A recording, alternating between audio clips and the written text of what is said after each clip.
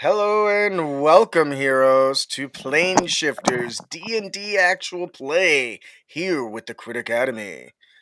I am your Dungeon Master, Total Dumas, and these are my wonderful, beautiful players that I love, because without them, there is no D&D. And that's a sad day. Fair. A DM with no players is no DM. Right. He's just a lonely writer. A And novelist. some people don't understand that. Yeah. A novelist. That's funny. So hello and welcome. We are super excited to do Planeshifters Part 12, I believe. 13. Well, crap. Okay, 13, I guess. I'm pretty sure I went and checked that, so that's not good. Anyways, Part 13. According to him, who is Mr. Has All the Memories. So yeah, there was that. Anyways, after our heroes dealt with the Chain Giant and traveled through the rubble belt on Ravnica, seeking out their great Archduke Grand Duke. the Grand Duke Ravengarde. They unfortunately met with an unfortunate ending as they found Ravengarde and a multitude of other warriors Impaled. piled up, and then Grand Duke was impaled like a shish kebab inside the rubble belt. Do you guys remember who is believed to be responsible? The Burning Tree clan that rules the Gruul Guild. Nice. Yep. So during this time, as you guys were looking to this disgusting and horrible scene, a soldier decided to make a one-liner quip that did not set well with Zorax at all. Mistakes were made. A lot of mistakes were made in that particular part of the session. And and during this moment, very rashly, Zorax did what Zorax does best and basically searched the audience, locked eyes with this soldier, who better have been wearing his brown pants, because after Zorax started walking to him, there was only one thing that was going to happen. Joram and Garmor did try to intervene a little bit. If by Joram's interference you mean by temporarily banishing the poor guy? Mm-hmm. That was hilarious. Admittedly, yeah, I was listening to it while I was tearing down a piece of equipment at work, and I just could not stop laughing. Where did he go? I don't know. I was laughing for like 5 minutes. I was like, that's so awesome. And so after he did come back, Zorax did end up impaling him with the sword, and Second Lieutenant Galador did not like that. He gave a short little speech about how a soldier is supposed to be, and locked you in a massive iron gauntlet that sprung up from the ground and imprisoned you. And that is where we left off. The Boros are surrounding you. Their weapons are drawn.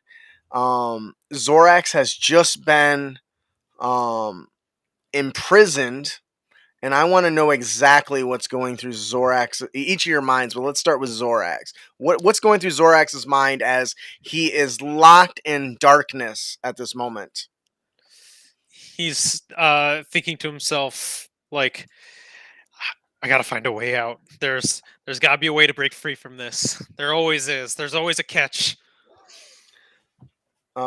Give me struggling. Give me a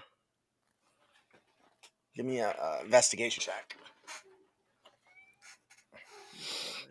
Sheet real quick, actually.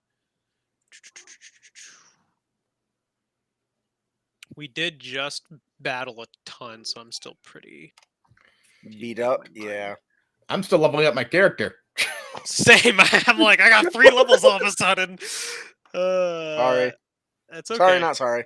I mean, it's our fault. So It was someone's Yeah. fault. I'm gonna use my shrewd investigator talent to give me an extra D12 on this. Fuck. No, I didn't do anything. It's still only a 10. Okay. Well, So as you try to feel your way around, but your body you're kind of imprisoned in your own body. So you're trying to will your arms to move, and you can't. So all you can do is kind of look around, and all you see is darkness with the occasional flashes of light at the edge of your vision. I don't know if you ever like closed your eyes in the pitch black and you can see the. It's very much reminiscent of these little like circular rings of light that just flash and when you try to look at them, you lose them. It's very uncomfortable. It's hard to discern time. So because I'm level 15 now, the Voidwalker Paladin has a unique little feature called Perfect Awareness. So at level 15, I can detect subtle variations that appear in my aura that surrounds me, preventing any creature from escaping my sight. I'm aware of the location of any hidden or invisible creatures within my aura while I'm not unconscious, and I can also see things in the ethereal plane. So, can I like see anything like inside my aura, assuming people were within 20 feet of me? Do I see them Give at me all? 1 second. I have to read the spell because it's freaking long as hell, and I don't exactly know how. This is the first time I've ever used imprisonment, so. That's fair. I can't imagine the multitude of times we've had to use something like this before, but here we are today. This is the first I've heard of such a spell. It's meant it's to 9th do what it's level. doing. Guy probably It's has 9th level? I mean, Mhm. that's why You're literally walking around with guards. You don't think they have a way to contain threats? Like That's that's fair. literally their job, and they work Yeah. for angels. They work for not just angels, mind you. They work for extremely powerful, like reality warping angels, likely. So Archangels. it do be Okay. what it do be. They grow them big there. They grow. Oh my God! It says while affected by the spells, you don't need to breathe, eat, or drink, and you don't age. So he could be in there for eternity. I could be. Yeah. And it would be I'm gonna, man, I feel like I want to give. So I'm gonna say that you can feel the. it sounds like no. Am I incapacitated at all? Or am I specifically not? It doesn't actually say that you're incapacitated, but it says you. Maybe I should look at it. Yeah. So, anyways, yeah, there's a lot to this, and I probably should have read it before you came in here. I didn't expect you to Holy ask about fuck. it. Yeah, I see. It's very large. All right. So, okay. So I got it. So as you sent out your awareness, you feel these essences around you, but it's very vague. It's like shadows and fog, but all of a sudden they grow to a massive portion in size. Like what starts off as little, creatures, shadows in this heavy fog. You know they're there. You can just see an outline of them, but you can't actually see them. And slowly they grow in a massive size. And begin towering over you like you're surrounded by redwood trees, these massive tree trunk type figures. Like a Very Goliath cool. towering a gnome. Oof, way bigger than that. The rest of you, as this happens, this gauntlet comes up, grabs onto your friend, and all you see is Galador there. He shakes his rough old head, and he's a good soldier. I hope that they'll let him out. And as he moves and rotates his hand, he squeezes it, and you see the gauntlet begin to shrink until it's about the size of a keychain. And he picks up this gauntlet that is holding your friend. Oh, What is going through your minds right now? sucks, but Sucks to be him. He deserved what's coming for him. well, at the very So- least, there are consequences for your actions. He says, Galador You're right. says, I am sorry what has happened to your friend. But He shouldn't be, unfortunately, but, you know. part of our job is to maintain order. Despite what people think of war, it is not a leave for murder. It is a sad situation that one must have no choice but to partake in. And slaying somebody over words is dishonest and dishonorable. And he will have to face judgment. So, Again, what is Joram and Garmor kind of doing in this situation? Garmor is going to shout at the top of his lungs, saying, and I'm not going to actually scream it for the sake of the audience and everyone you. in the Would chat. appreciate. But Yeah. he's basically going to shout, Echo, if you so much help him, you will not get what you want. So, you see Echo. I mean, he was pointing the spear at me. Or his weapon. You look out of your eye and you see kind of Echo making his way through, and he walks up to Galador and says, well, this is certainly an unfortunate situation. I don't know if there's anything that I can do. I do think that I disagree with Galador's decision to imprison Zorax for defending himself. Defending himself? He committed murder in front of everyone. I need somebody, and since Zorax is imprisoned, I'm going to let him roll a d20, and you're going to determine whether this effect takes effect on. I'm not going to say what it is until you roll, because whether it's high or low, you don't know. You don't know which one's going to benefit you. So That's fair. What does Garmor see with his passive perception of 20? I'll take care of that. It's a 4. So,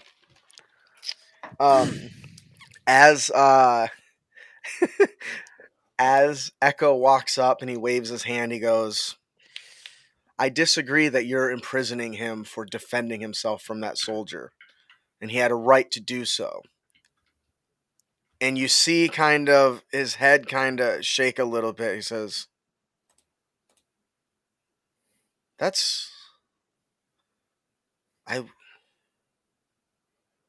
what? And he says, the event that just unfolded, you chose to imprison him because he defended himself against one of your soldiers. And you can see like a bit of shock in the audience around you. And Garmor, you notice the strange motion that Echo does, and it's very persuasive, I guess you could say. And he says, no. He says, yes, you tried to imprison this man for defending himself. Because he's an outsider, I don't think that's acceptable. For those that are watching, he just had modify memory cast on Galador to reshape what happened. Okay, that is it. Garmor is casting Enhance Ability on himself, give him Owl's Wisdom, and then he is going to spend his last 4th level spell slot and try to cast Dispel Magic on the magical effect that had influenced Galador. I'm not sure that'll work, though, just because the effect's already been done. Let me double check it, because it's still technically a magical spell effect. So Dispel just can end a magical effect. Well, it can be dispelled. It says until dispelled, but it's a 9th level spell, so you'll have to make a appropriate and for that check. matter, did you know that's what was cast? No, I don't but think that matters when you cast a spell magic. Well, I'm just saying, would he have known to cast a spell magic? Well, you can tell it's magical. A giant fist came out of the ground and grabbed your friend. I was think gonna say that's huh? Oh, okay. Never mind. no, not the spell that Galador. Oh, you're casted. using it on the modify memory. Yeah. That's what I'm Yeah. saying, yeah. So now I see what Ian's saying. How would you have known that's what he did? Mhm. I would say, Without give just me. the DM saying, "Hey, Yes, you casted modify." That's what he memory." did. Yeah, give me an Arcana check. I need you to get. I mean, that's a modify memory is a pretty potent spell. So I'm gonna say you're gonna need at least a 10 plus the spell level, which is 5th. So at least a Arcana check 15 before you can identify that's actually what happened. Okay. Because you're only reacting because I told you that it was a spell. And maybe I Mhm. shouldn't have done that, but I did that more for anybody watching. I rolled a than anything 17 else. total. All right. I really think Garmore is just out to get Zorak. So I'm honestly don't feel bad if he slices out your head because he's evil and shit. Anyway, so as he's enchanting, Echo kind of looks at you as you begin casting a spell. I need you to give me the appropriate spell casting save against the spell, which is 9th level. So I think that puts it at a 19 DC to dispel, if I'm not mistaken. Is that right? Yep. And a little something that I did is that when I casted enhance ability on myself, granted Mm-hmm. me Owl's wisdom, I have advantage on wisdom ability checks. And if I'm looking at dispel magic correctly, I have to make an ability check with my spell casting ability, which is wisdom based. Is that 2 actions though? I'm just trying to play the devil's advocate here because if you're trying to react to this man before anything else can happen, that's the only thing I'm going to argue. Knowledge checks are usually you either know it or you don't. So I'm Well, I not just going to mean count using that enhance against him. ability and then dispel magic on top of that. See here. Still, I can 6 take as seconds long is, as needed for this. Yeah, he doesn't have to do it right away if he doesn't. Is there any particular reason you're asking, Zorax? Nope, devil's advocate. Yeah. So this conversation kind of continues between Echo and Galador, and you can tell at this point. At first he was confused, but now he's starting to really come around to understanding, and he begins to undo the imprisonment spell that I was so happy to surprise you with. That might now all get undone. Damn it! Go ahead, give me your roll. What is 19? Joram doing right now? He is waiting and seeing because there is a lot going down. Yeah. It's fair. And side note, I don't think dispel magic will actually nullify modify memory after it's cast. I'm trying to read it. It's hang on. Because it mentions remove cursor greater restoration at the very end, so it says the memory takes hold after cast. So yeah, so the spell is no longer in effect once it's casted. Pretty much. That's how I would interpret it anyway. Well, and it would yeah, it doesn't say. What'd you get? I rolled a 21. Yeah. It says the GM might deem a modified memory too nonsensical to affect a creature in a significant manner. A remove curse or greater restoration spell cast on a target restores the creature's true memory. So as you begin focusing your energy, you bring about the breath of almost like fresh air kind of rushes about you. The scent of leaves fills you. You start tugging at this. You can't really call it a weave. It's not like what you're used to seeing. It's more like it's less like a fine thread and more like an aura that's emanating from a particular source. You can see kind of this green energy as you're pulling, and you reach out and you try to pull this energy away and destroy it as it's being taken hold on this creature. And unfortunately, you're going to hate me, but I'm going to actually agree with Ian here because it specifically states that's how you get rid of it. You notice him kind of twitch a little bit, and you see this emblem on his chest goes from like a golden red, and it kind of dims a little bit as his guild sigil kind of fades of energy, and you removed one of his buffs that was enhancing his strength instead of the modify memory. And I do want to point out, a couple, two sessions ago, I rules led myself to death. Literally. Literally to death. That's Literally, funny. he did die for it. It's like, Justin? But anyways, so he kind of turns, and this conversation is going between Echo and the lieutenant, and you can see the confusion on all the soldiers as he holds out the little tiny gauntlet and sits it on the ground, and Echo says, I'm glad you were able to see sense. Is Joram going to do anything at this point? No. And to be fair, Jorm always was a relatively passive individual who observes more than anything else. So Yeah. He says, Galador. Galador says, yes, you're right. I guess in the end he was punished for his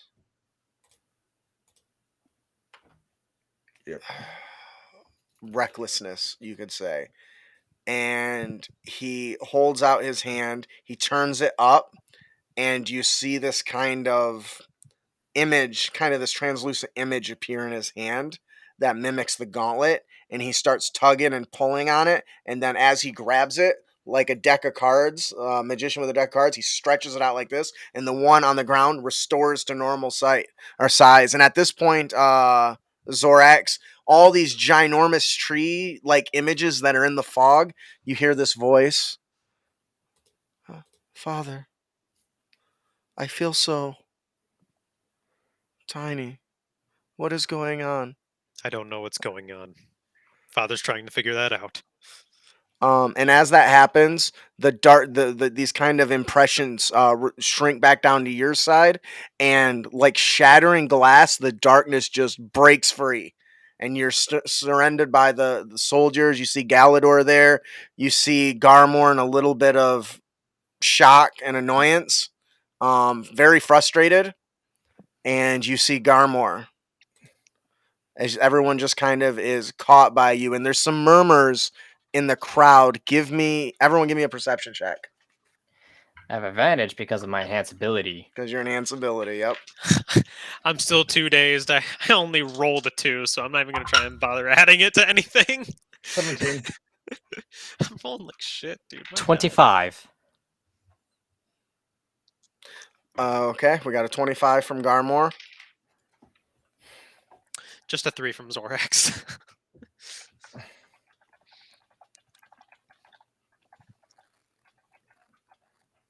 Joram? 17. All right, so as you guys are listening, you're hearing all kinds of whispers kind of going around. Something about, did I blink? Did I miss it? I thought for sure that the alien there... I'm sorry, he wouldn't call the planeswalker, because that's what Zorak called himself. He says, I'm certain that the planeswalker started that. You hear in the back, he certainly finished it. And you hear in the distance, like, what is wrong with the commander? The lieutenant, he was making the right decision. Why did he reverse it? And you kind of just hear this chatter going throughout the entire crowd. Clearly, they're just as confused. As anybody else at this point. The lieutenant walks up to Zorax and he drops to one knee and he says, forgive me. Zorax is immediately like in shock. He's like, what? What? He didn't say anything, but he's just like, there's the look of just like, incredulousness. I really thought Zorax was literally fucked. I really did. I thought for sure I was gonna die. For those of you who don't know, Will is not here today, but he texted me exactly what he wanted to do. And it all that's why I had to have somebody else do that roll, because it needed to be genuine. I didn't want anybody thinking that I just made it happen, you know. But Right. kudos to Echo. Which reminds me, as you guys are poking around, paying attention, you don't see Echo anywhere. He does do that. He was standing just over the shoulder of Galador and is no longer present among you. He must have slipped away in the confusion or the shock of Zorax being let free. By the way, Modify Memory is one of the coolest spells ever. It's also so powerful. It is. Yeah. I mean, it has its limits, but man, you can do a lot. So I gotta pull up my digital dice. He said he drops to Galador drops to one knee and he says, "Sir, I am sorry. I misunderstood the situation and I imprisoned you with archangel magic, and I didn't mean to overstep my bounds. Hopefully, you will forgive me." And he kind of just puts his fist over his sigil and leans into you as a bow. No. It's we're in the fields of battle. Things happen all the time. It's, as you are aware. I mean, it comes with the duty, as we're all too familiar. It's a Duty. That's definitely Durham. All right. He says, and so what is going through Garmor's mind? Because he's got to be raging on the inside right now. He is furious. There is Yeah. no way he is going to let Echo into Faerun. Because he helped Zorax. Because he helped free Zorax, who committed murder in front of a soldier's comrades. Weren't you just gonna stab somebody a few sessions ago who's unarmed? No, yeah. I'm still never gonna let that one lie at all. The fact that you were actually willing, like, I may have pulled the trigger finally, like 7 sessions later, but that was 7 sessions, not 5 sessions in. We don't know if any of these people are gonna like turn the whole world and kill us. But you were about to kill a man who was like, he's sick and was also the Who enemy. said I was I going will to kill stab him? You had your weapon drawn. Just because I have my weapon drawn doesn't mean I'm going to kill him. That's like saying I pull a gun on you and say I'm not going to shoot you with it. My point still stands, and he had symptoms of the sewer plague. He's going to die on his own. And you didn't say he wanted to die that way. You said you wanted to kill him because he was the enemy. I did not say that. I Pretty was sure going to you ask did. where he got his sickness from. Yeah, which you also said he could have only gotten it from inside the city. Therefore, you were going to kill him. All right, so Anywho. as you guys are getting together, Even Galador though- kind of stands up. That is a funny. Somebody snip that right there. It looks like he was about to get say something, but froze. I think he did too. That or he got so mad he rage quit. I don't think so. Zorax is still like in his own head, just like, what the just fuck happened? just happened? How am I here? How am I okay to be walking around? How strange is it to be getting to a level where you're getting hit with 9th level spells?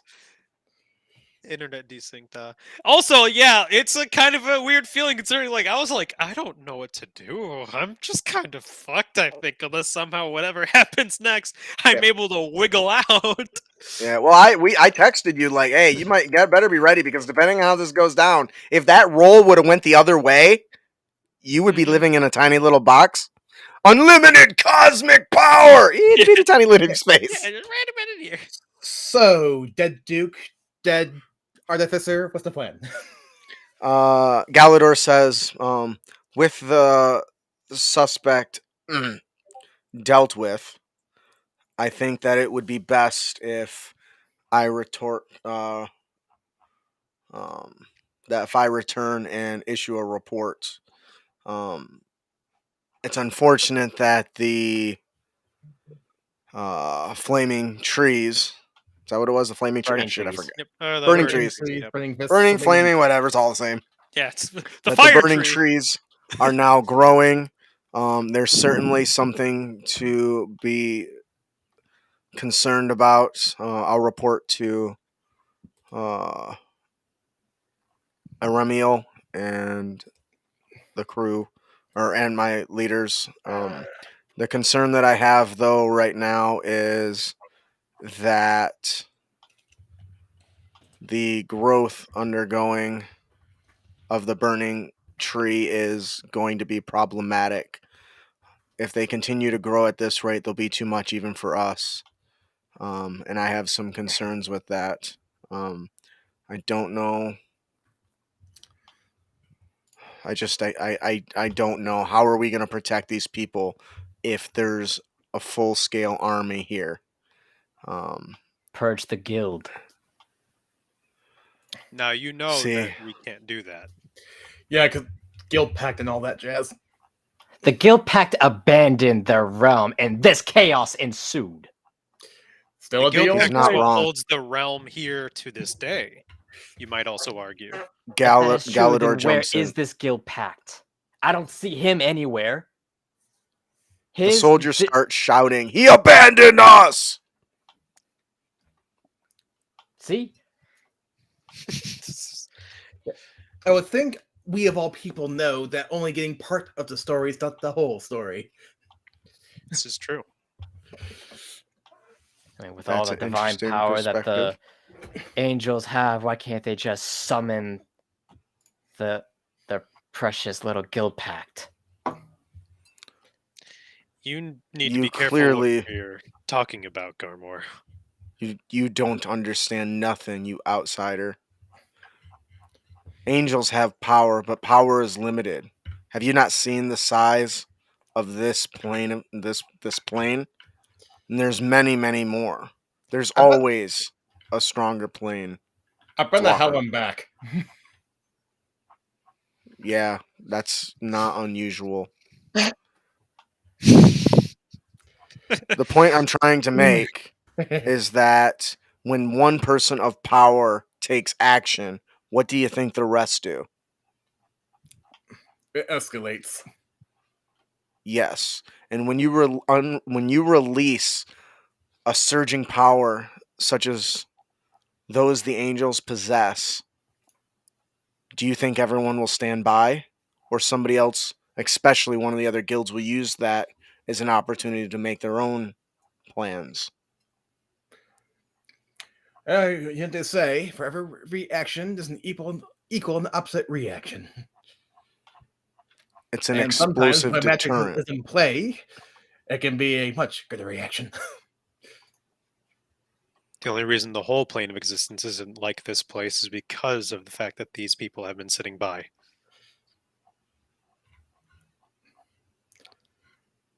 That depends on the area you're in. The rubble belt run by the Gruul, it's always going to look like this. Well, I'm just saying that You've been to the different precincts. You've seen that some are run better than others. It's not that they can't take action.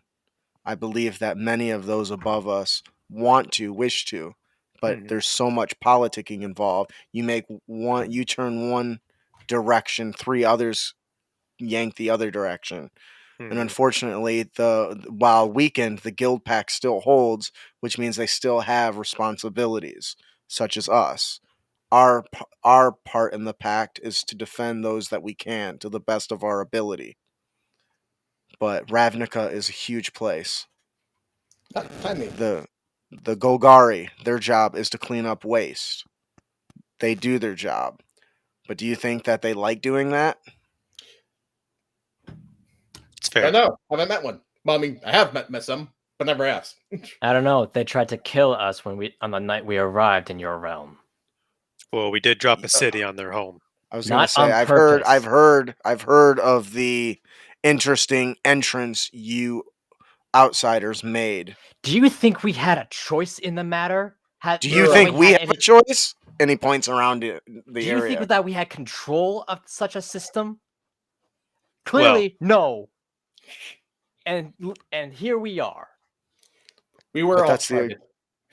that's the exact point I'm trying to make.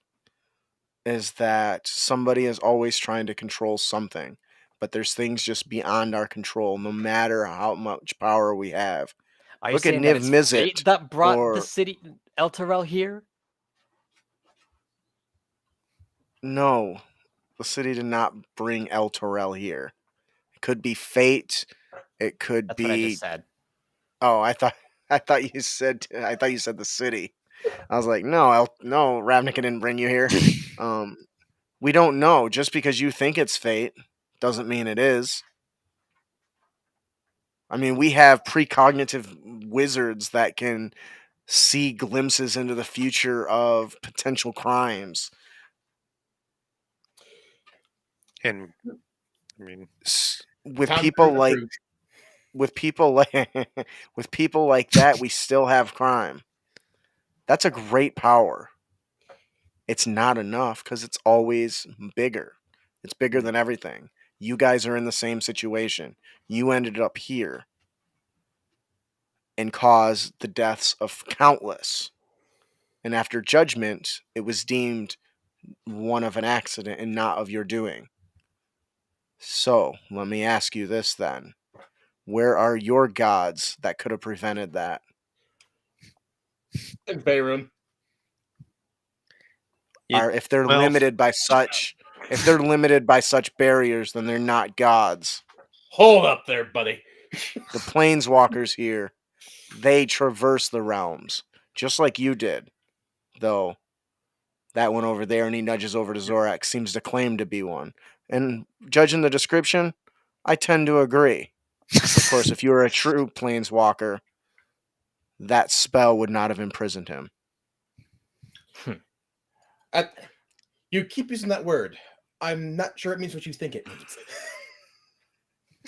More like plain traveler, right? The point I'm trying to make is you want to turn and blame all of those that have power for failing to take action without realizing maybe they're already taking action, but it's still beyond their power.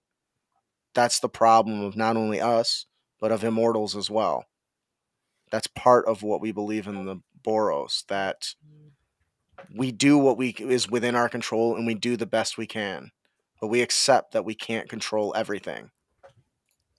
Why can't you accept that? You Why would guys I? continue.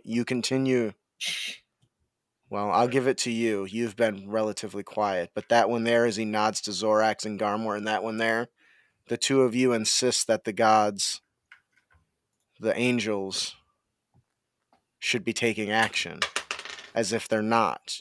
Have you not seen them soaring across the skies from one place to another, dealing with potential threats? It looks down to Zorax's weapon. He says, I've heard of that thing. Why do you think that you drew their attention? Why do you think they came and got you and spoke to you and put you to their trial? trial.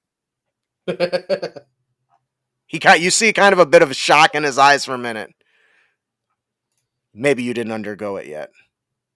You can give me an insight check, Zorax. Ooh. Can I as well? Yeah, sure, go ahead. Well, why would you know anything about it? He's just looking for differences in his mannerisms, that's all. Is that a not one? I rolled another 4. I have not rolled That's a what the high guy roll goes, in the past 8 sessions here. Well, I haven't done much any different with this roll because I rolled a 16 total. So he kind of cuts off short, and just for a second, Garmor, you see the bead of sweat run down his face. He kind of wipes it off really quick. He says, the point I'm trying to make is, if those of great power took no action, do you think that they would have taken interest in your weapon of darkness that I now can tell contains mostly light? Yeah, we took it to the Is It League and had such darkness purged. You'd be surprised how Fascinating. effective it You was. didn't answer my question. You both continue to claim that those in power do nothing, yet you are a victim of that very action that they take. I don't. Okay, truthfully, I don't know what the question exactly was. Circles, so many circles. Look at Garwin says, Zorax catching a potential slip up. Nah, that all makes sense. I'm like, no, I guess you're right. Maybe I haven't gone under it yet, even though I sat there for like 2 hours. The question is, the question he asks is, do you truly think that those in power are doing nothing? Because that's the reiteration you both continue to make, is that why aren't these powerful angels fixing everything, right? Well, okay. That was from me as the DM to you guys, Yeah. Yep. because you said you didn't know. Zorax's Clearly I didn't make it clear. flaw is that he is unreasonable to that thing. So he's completely aware that, like, yeah, I mean, they are doing things. The things have happened. Not gonna believe it. It's happened in front of my eyes. I'm still gonna choose against it. Like, so in character, because I still want to respect him for what he's saying, because me as a person agrees. As a character, I have to be like, well, I would. While it's true that they are doing things, I guess I could always say that we could always be doing more. We can always grow stronger and do more. And maybe it's something about myself that maybe I just haven't. Maybe it's my own perception where I feel like I'm still not doing enough. I'm still not doing more. And maybe that's why I view things that way. You project. Right. I'm I can mortal and understand human. that. What about you? Kind of just eyeballs Garmore. I had to play that, so I was like, oh my god, I don't want to Nice just be job. an angry man. I was like, I don't want to be angry, but I want to be in character.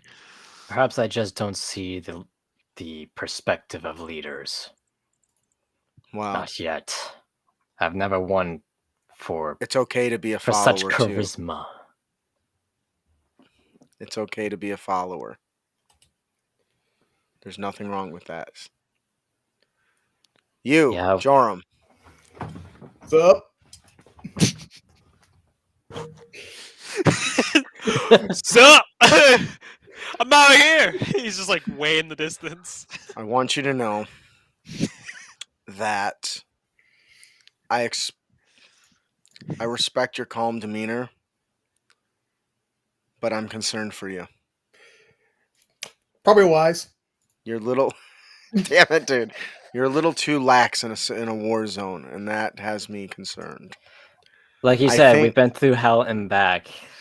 This is no different. Literally. I've So you keep adventured with saying. this guy more than this brute over here. You call me a I brute, assume you're but I've pointing at seen what you've Zorax. done. He says, anyways, I I'm think not now. one who calls a pack of wolves on our enemies. I fight in honorable combat. I even the odds in the Boros' favor. So do I, but I do it Shots by fired. myself. And I need only my blade. I just screw with people. And I Like how you put suddenly- yourself up against that chain giant. Yes, and I've saved the lives of most of our comrades. Including yours. That's why you stand today. I'll I take just credit. I just screw with people. And just briefly shape shift into Zorax, then back into my usual appearance. I don't like that you can do that. He says, Helpful, but I don't like it. Galador starts giving commands to other people to start cleaning up the corpses, take note, inventory, pull some tags, all that stuff. And he says, I'm just saying. you wish you'd be to amazed take how the far body clip with can you? go. What were you saying, DM? I hate that damn clipboard. You know, I rarely plan a good dungeon crawl, and then this bastard, his stupid clipboard, just undoes all. I was so pissed that day. I was like, that's such a genius idea. I want to stab you right now. Was Surprise this in the inspection! mountain? Was this in the dwarf mountain? Yeah. Beef Anyways, inspection. so as he's giving out orders, Galador says, so, to my understand, the suspect, he nudges over towards Galador, to the Archduke's body. Are you interested in retrieving his corpse? And you Yes. look up and it's just like destroyed. It says, I'll have some soldiers climb up and pull him down. I got it. Perhaps maybe All right, this you might want to time- order your soldiers to clear from the spike. What is Jorm gonna do? I heard I got it. I cast levitate on myself, hover up to the spike, break it. So levitate or fly? Levitate. Because levitate, you need to push off of something I know to the be able ground. to control. I know the Yeah, ground. it's like you're in 0G. I know. So okay, so you're gonna cast it on yourself and then kick off and kind of float towards it. Wasn't an invocation I can cast at will without using a spell slot, so Yeah, yes. nice. All right, so you kind of slowly work your way there like an astronaut in the space station. You kind of kick off and go woo. Dude, I kind of want somebody just when you cast that hit you with a baseball bat and just send you. Just He probably deserves it. I'm imagining the glitch of when you get hit in Halo, battering ram by vehicle. And it pins you and shoots you off. Yeah. Sorry, I'm tired. All right, so Garmor kind of just floats off. He's pushing off corpses and pushing off rubble to kind of make his way. He gets to the pole and he pulls his weightless body up towards the top. Are you wearing any gloves or anything, or gauntlets, or? I'm definitely wearing some gloves. I then materialized what's basically, for all intents and purposes, a lightsaber in my hands. Just chop it off right below him. All right, That's and right, hex at blade. your lightsaber, your beam saber. I don't want to get sued. Your beam saber cuts right below this giant spit that now holds the Grand Duke Ravengarde. You chop it off, and it kind of just tilts over. Can you so do you cast weightlessness on that, or do you try to catch it with your weightless body? Yep. Oh, I'm just gonna let it fall. All right. So instead of respecting his body, you chop it off, you push it, and the whole thing tilts over and falls like, 10, 15 feet to the ground with a loud thud. Its body rolls end over end Onto the pile of corpses. onto the pile of corpses. Jorah! And you look over and you see about 5 or 6 of the soldiers instantly throw up in their helmets, and you can just see it dripping down their helmets. They didn't get their visors up fast enough. Yeah, right through the slits of their helmets. it's like some ooze. It's like oozing out. Yeah. He says, that's disgusting. Not as respectful as I would have thought. Garmor rushes to the He's body. dead, like he cares. He says, if you I just want, imagine if the you Archduke wish, like, hey, they remembered me. if you wish, I will grant you an honor guard to escort you back to your. Rubble He of says the town. city, but hardly much of it left. To your city. Perhaps that's a fine idea. We need to make our way back. It's probably Alright. best. So I wish we could help you for the battle ahead. It's always a battle every day. We do what we can. We lose some, we gain some. The Grohl are definitely growing. I don't know. This burning tree is certainly going to be a problem, but we'll deal with it just like we deal with everything else. During at a our time. trial, They're not that tough. during our trial with Supreme Judge Asperia, we were approached by a representative of the Gruul, requesting our aid in their endeavors. Perhaps this chaos was part of it. I see. Their And intent was to bring society to its knees where only the strong survive. Yes, they definitely like to prove their strength, and he kind of nudges and looks at, points towards the corpses. Your grand duke must have been something phenomenal to draw the attention of the Grohl like he did. This was an act of respect. I mean, to the Gruul, yes, probably. Can so confirm. the Gruul, what? Can confirm. The I've been Gruul screwing with this believe guy for the that past few months. It's not hard. by slaying a foe that is weak and exterminating them, all that will be left is strong. Hmm. And they also believe that you can acquire the strength of your foe should you slay them and conquer them. They're not necessarily evil, I guess you would say would be the word, but they are very savage, I would say. And unfortunately, if we don't keep them in check, they will succeed. Thus, the rubble belt always looks like this. It's a shame, really. I assume that once Ruik Thar is no longer leader, maybe that'll change, but I wouldn't count on it. Rurik Thar. That's the Yes. leader of the Gruul, Yep. right? Mm-hmm. I think we saw him briefly. Yep, you did. He was Mhm. one of the people that showed up at the Assembly. Yep. Yeah. All right, so you guys have a few options at this point. You've got the Grand Duke's corpse, and you're missing. Echo has gone somewhere. You don't know where, and hasn't reappeared. So you can either choose to take his body back to El Terrell, give him a proper burial, and decide on next action since Merl is no longer with you, though you do have his Mhm. body, so maybe you could go use it as an opportunity to find somebody that might be able to help you bring him back. Or you can go to the judge, what's her name, Asperia. Mhm. You can seek out Asperia's judgment to see if there can be recompense for what has happened to your leader. So those are some kind of options that are on you, not limited to just that, but that's currently the ones that would present itself. We can do that after we take the Grand Duke's body back to El Terrell. And Zorax, help Moros. me. Zorax, help me remove the remains of the spike from the Grand Duke.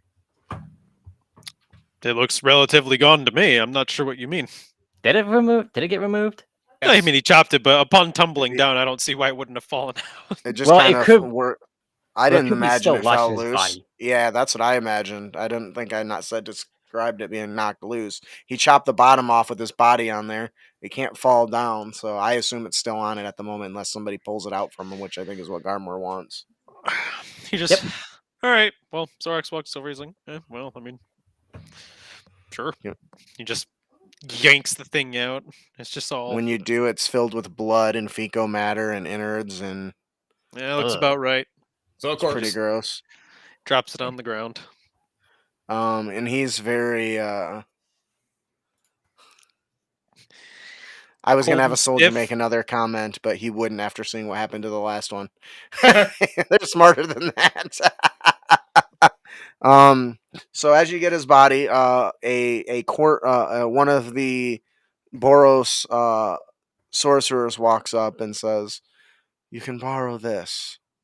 We use it to carry our honored dead."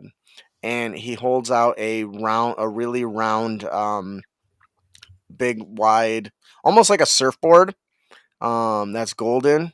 You can think of it as Tensor's disc, but it'll bind to you for as long as you need it. I was going to cast levitate, but that works too. Well, you don't have to use it. It's just something that he offers to you as a way to accept. carry dead elite, right? People looks of cool. import. For me. So the plan is to head to El Terrell. Is that correct? Mm-hmm. Yes. All right, so it is quite the jaunt back to El Terrell. So as you guys are hiking through, We have the honor guard escorts with us, right? Mm-hmm.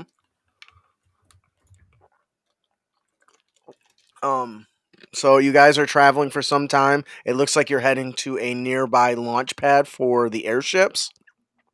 What kind of discussion is going on between you guys during this? I'll even set the scene for you. You're making your way through you're just leaving the rubble belt, heading over one of these, up these set of side of stairs to a massive promenade. And then near the end of the promenade, off in the distance, you can see the giant towers where the ships kind of come in from all sides across different levels.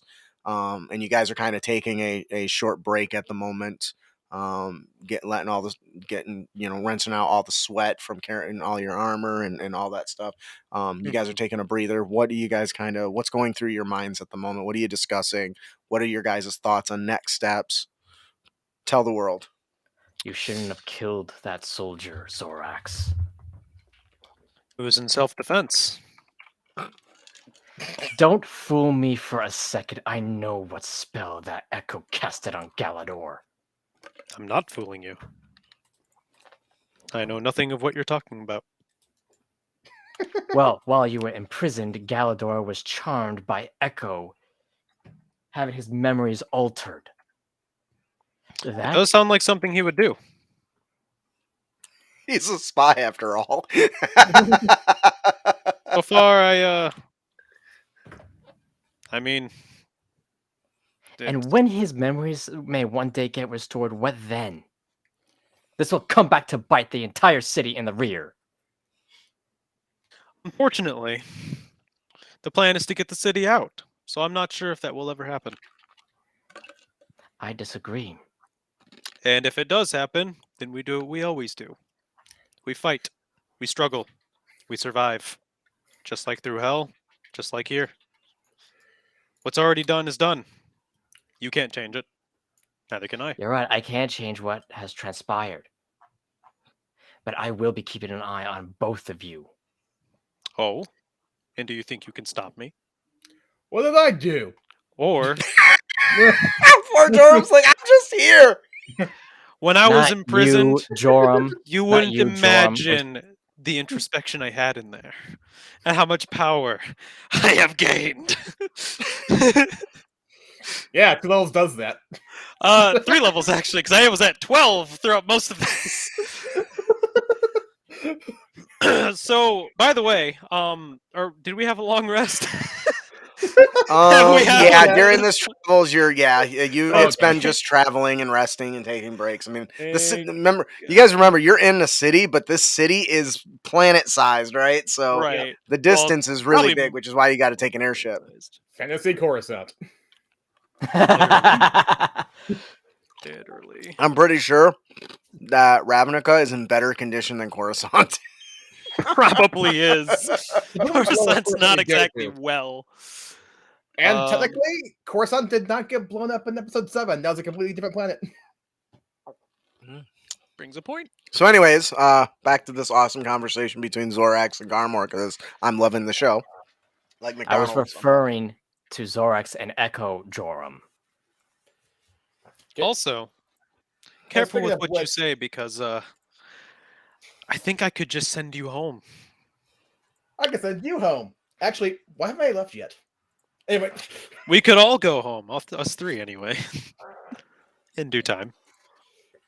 Could you imagine just could, sending one person every day? Just who's next? You guys could just keep the city. Fuck it. It's all yours. I mean, I could send 3 people back home every hour. As long as I get a break in between each one. So, like every 12 hours, it's like 6 people a day. And but don't they come back? No. When you use Banish, if it's your origin plane, if you're on a different plane, it sends you. You go back to your original plane and you stay there. That's how come when the DM used banishment on me the first time, he was like, "Oh my god, I almost killed Zorax." Well, not killed, but I almost sent him out of the campaign. So I totally had forgot about that. Yeah, because we were all like, "Oh, we're not from this plane." Yeah, kind of like when I pulled Joram out of his mothball state. I'm like, oh, he has plane shift. That might be a problem with this campaign. Well, once again, it depends on size, right? plane shift. I think one of the I think the resources you need, you just gotta find. Well, don't think Yeah, there's it's with plentiful. plane expensive. shift, you can shift to 5 guys, I think, and you require a 500 gold piece tuning fork attuned to the dimension. The plane. Yeah. Yep. An expensive tuning fork. Sure is. All right. So, any other discussion before we move on a little farther? So, There's no way Echo is coming with us to Faerun. Why not not? your call. What did you just say? Said not your call. It's that's true. It After isn't his what call. he did, that could have jeopardized everything we have been And are you trying willing to to do. kill for it? He's a spy. What'd you expect? How are you going to stop him? If you're so willing.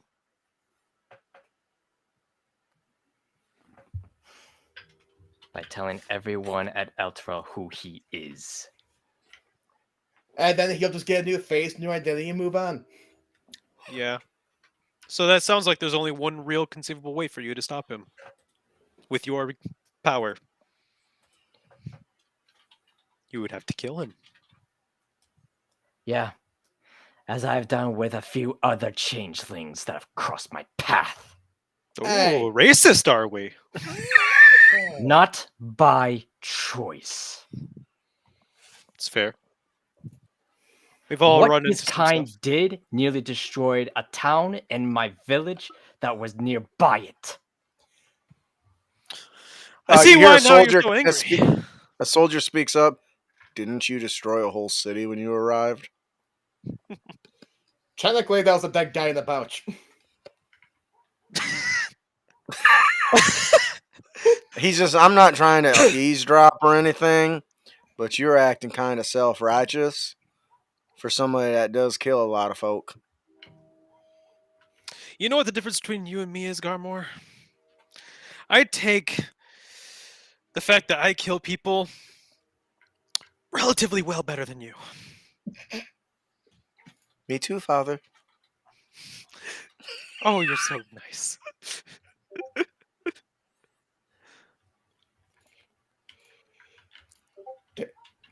I think Garmore is speechless. I don't think that's ever happened before. See, that Also, our is characters a have difference flaws. between you and I. You only care for yourself, your little weapons, and no one else. Little.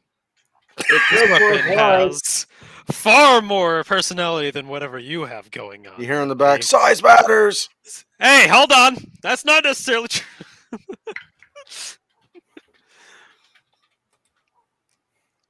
I have a family. It's not a very big family, but I have one. Oh, really? And I would bleed and die for them any day. Oh, yeah? What? Where are Just they because you from? have a... They're from Baldur's Gate. Hmm. Don't believe me? He takes off his gauntleted glove and you see a ring. Hmm. I'm married. But I'm... Oh, right. I forgot you have a word for this. Actually, maybe a few. Asshole, evil, and maybe a few others. So maybe you don't know, as like an outlander such as yourself, who maybe had his entire village destroyed. Maybe you don't know what love is like. And he puts his glove Baby, back don't on. hurt me. Don't hurt me no more. I And heard it it's like a was- roller coaster. It almost was, were it not for the changelings. Well, at least we can both agree on something. Sometimes things just have to die.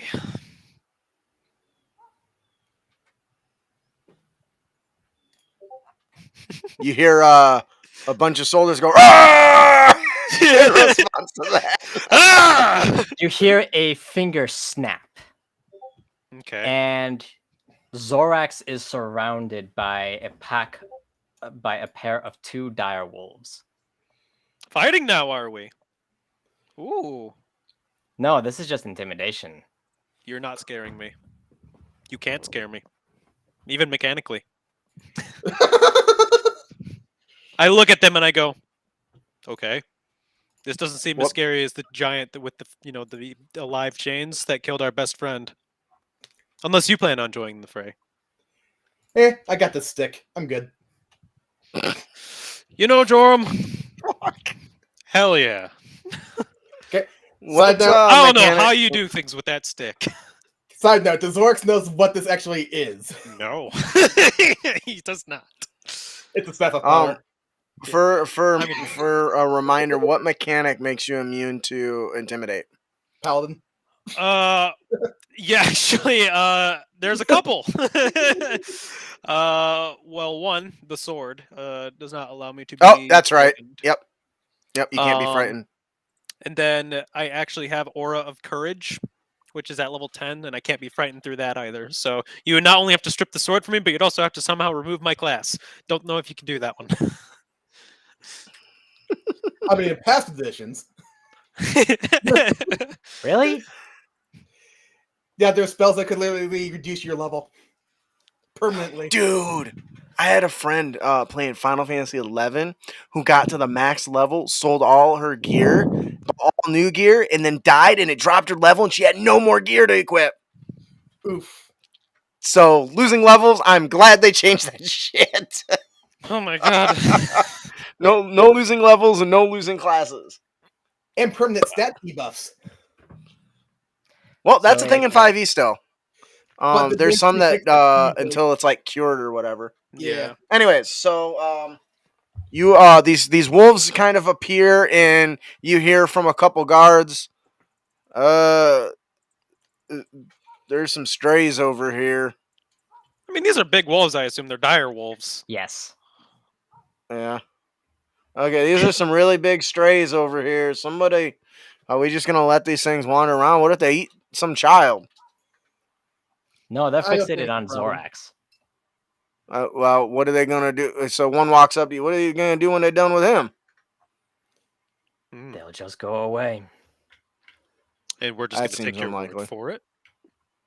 Yes. You don't believe me? You're Uh, free to. I mean, I don't have to Important. believe you. The fact is, you're just, trying to inflict harm in the middle of a city. Around the police. Around the police. Who says I'm going to be attacking them? Yeah, but as far as they care, dude, I'm innocent. You're saying my I'm pulling a goodness. knife on somebody in the middle of the street with 2 police going around. What are the police going to do? I don't know. They're going to apprehend the man with the knife. Because you just brandished a knife on somebody. Galador Except in this walks case, up it's 2 giant wolves. as you I think guys they are think- bickering back and forth, and he says, I "We're thought getting they- ready to go. I thought they played message in the bottle, but hey. We are ready to go. It's another couple-hour trek." As he points to in the distance, you can see the airship tower. He says, "Before we arrive, there's something you should be aware of. Some of my men have reported some things going missing, so just hold a tight grip on any of your belongings. Understandable. Especially if you've got anything of value." And his eyes dart down to Zorax's sword. If they tried to touch this, I hope they have a strong stomach. Carwood says, "Garmore keeps threatening people the police think are innocent in front of the police. First with a knife, and now now really large canines." All right, so the travel kind of begins. The bicker kind of subsides with the 2 wolves kind of walking in the distance. How long do those last for? By chance, Matt? 1 hour. Okay. So, but he's going to dissipate them anyway. Okay. If you jeopardize our peaceful endeavors to get back home, I will make sure that you no longer be as a voice to the city of El Terrell. You speak of peace. When you just tried to assault me in the front of the law enforcement. I care Sure. little. I care little for laws that don't work. And I care little for people who don't believe in laws. Galador They're walks for a up reason. as you're having this discussion, and he says, "So, you don't care for laws that don't work. Are you a lawman?" Garmore, was it? Are you a lawman? Do I I look? didn't think so. He gestures to his entire being. Do I look like I'm a freaking lawman? No, and Do that's you- kind of the problem. He says, laws are there to protect innocence. Laws Oh, are yeah? there to maintain order. Oh yeah, well People tell it like to the Lord who you. tried to conspire to destroy my village with the changelings in question. Oh, I'm He sure the Lord abused probably his got reprimanded authority. at some point. He abused his authority to try to expand the town into the forest where my druid village lived in. His mercenary band, which turned out to be the changelings in question, tried to assassinate myself and my archdruid chief during a negotiation. And in the process, people of his own town, some of my archdruid's personal guards were murdered in cold blood as the changeling revealed their true selves. And they enjoyed it. Can I ask you something, sir? In the world you come from, magic exists. Yes. How do you know what you saw is what you actually saw? One of the challenges that we have as law enforcement is That's magic can do many things. Hallucinations, illusions, shape-shifting.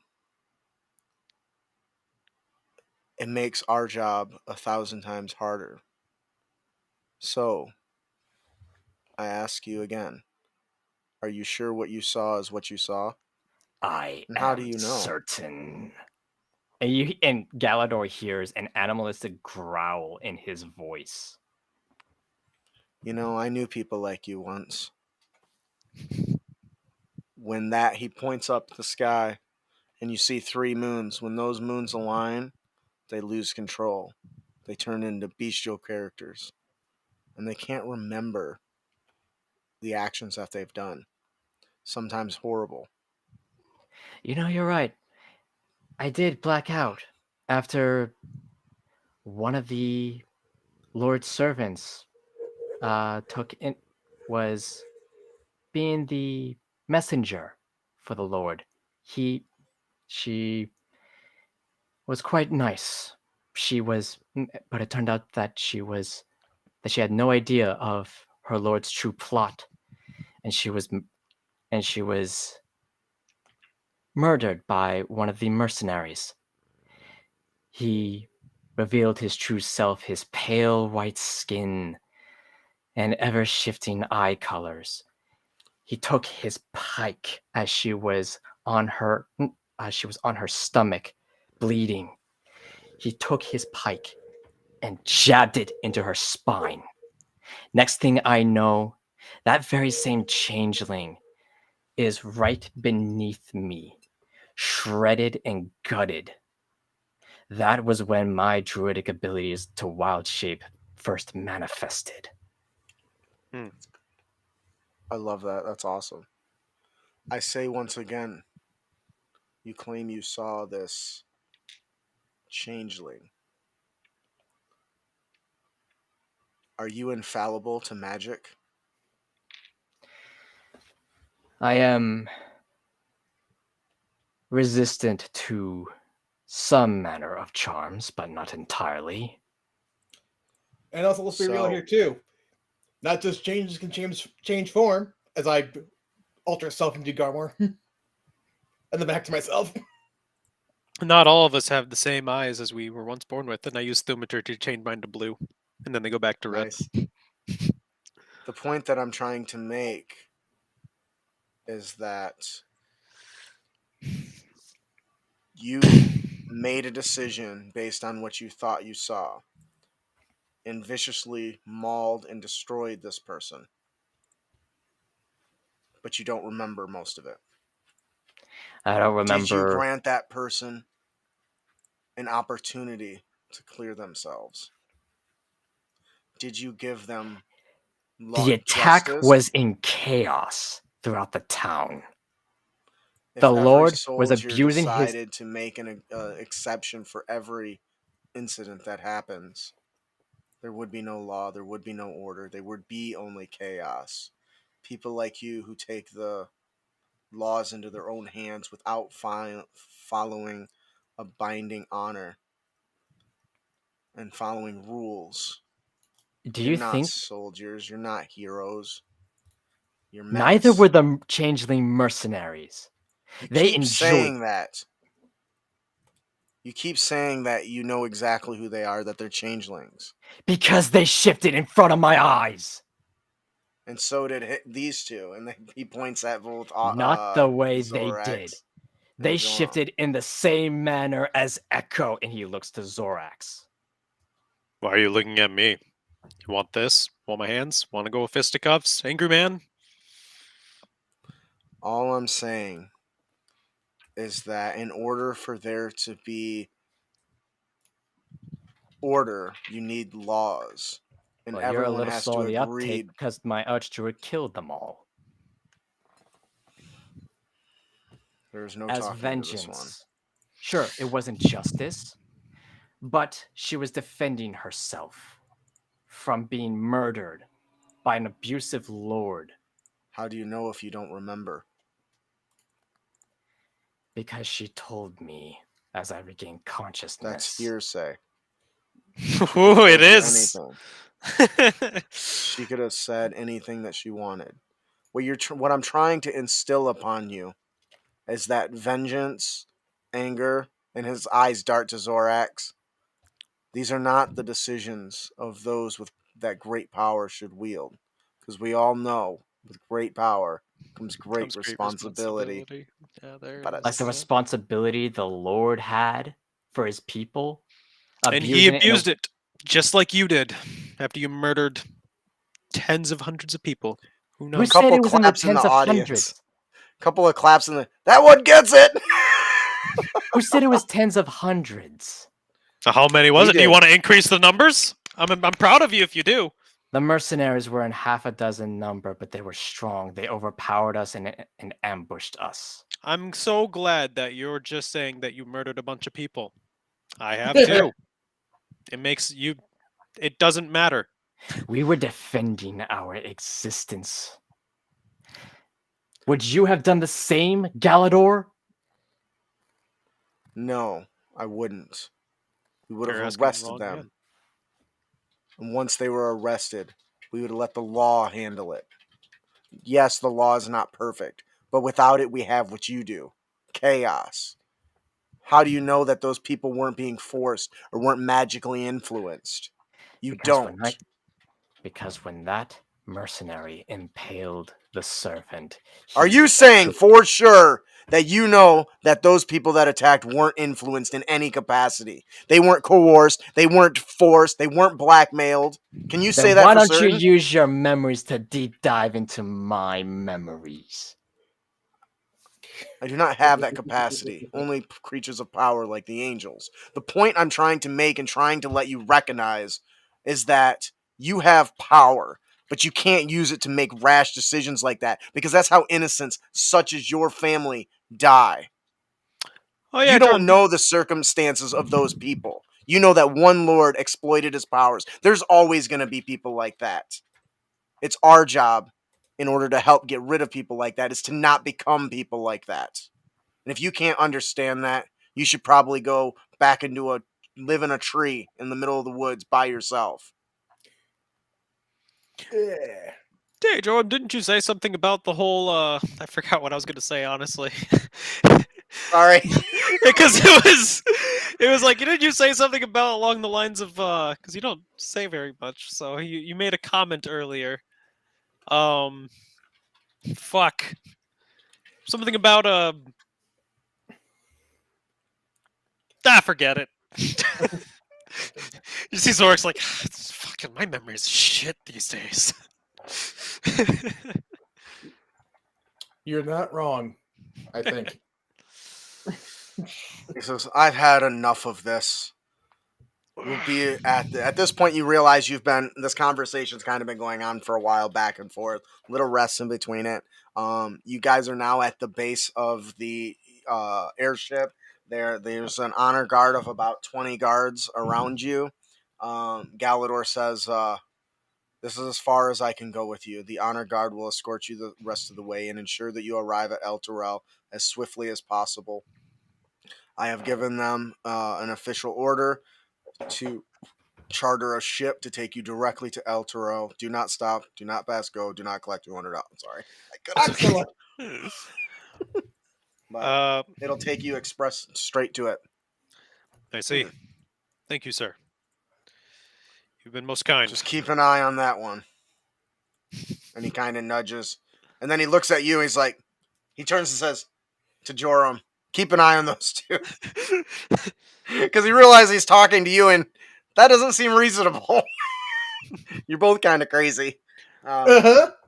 He turns one last time and says to Garmor and Zorax, he says, "Just remember, in a world of powerful creatures that feel like they can do whatever they want, they have the power to do whatever they want, that's the world that needs the most laws and the most justice.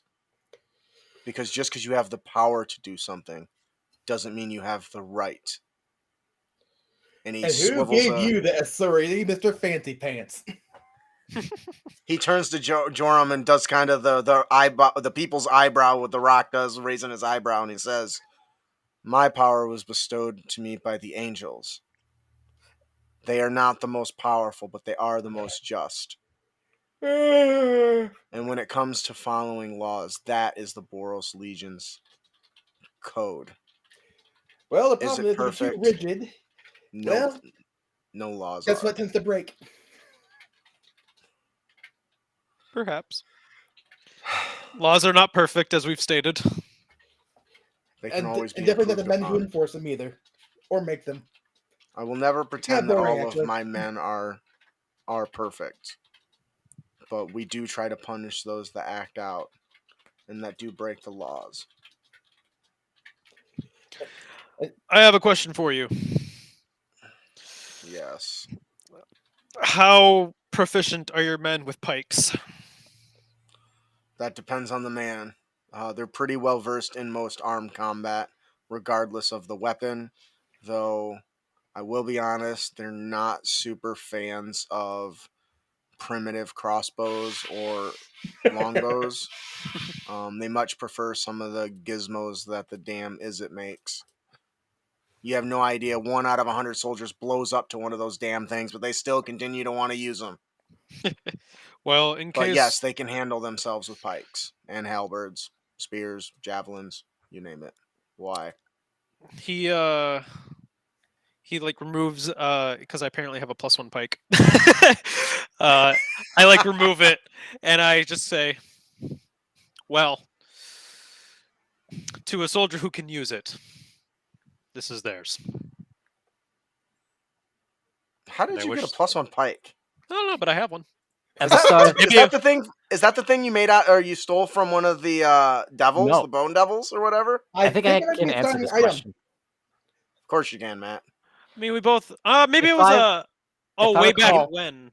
In He the might beginning know. of Avernus. If Yeah, I I think back when we recall, started Everest at level 5, and we got one free starting item that was magical. I think that was it. Yeah, yes. I've held this child on for a long time. And Chiron's was mithril plate armor. Yeah. Oh, that's right. I do remember. I am just too generous to you guys. I may not let you level up very often, or apparently too often. I guess I'm confused, but And I give Merl you got some the cool wing toys boots. Yeah.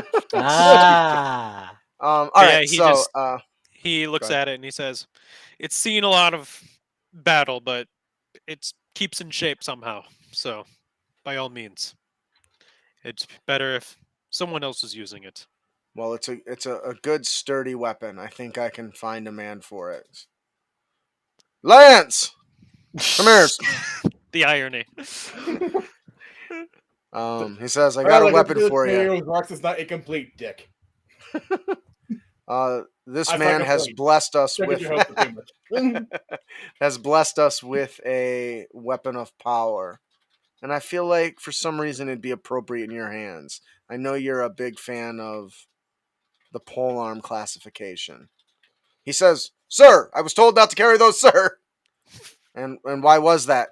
Sir, I accidentally stabbed one of the cadets in practice, sir. Well, that just means he's well.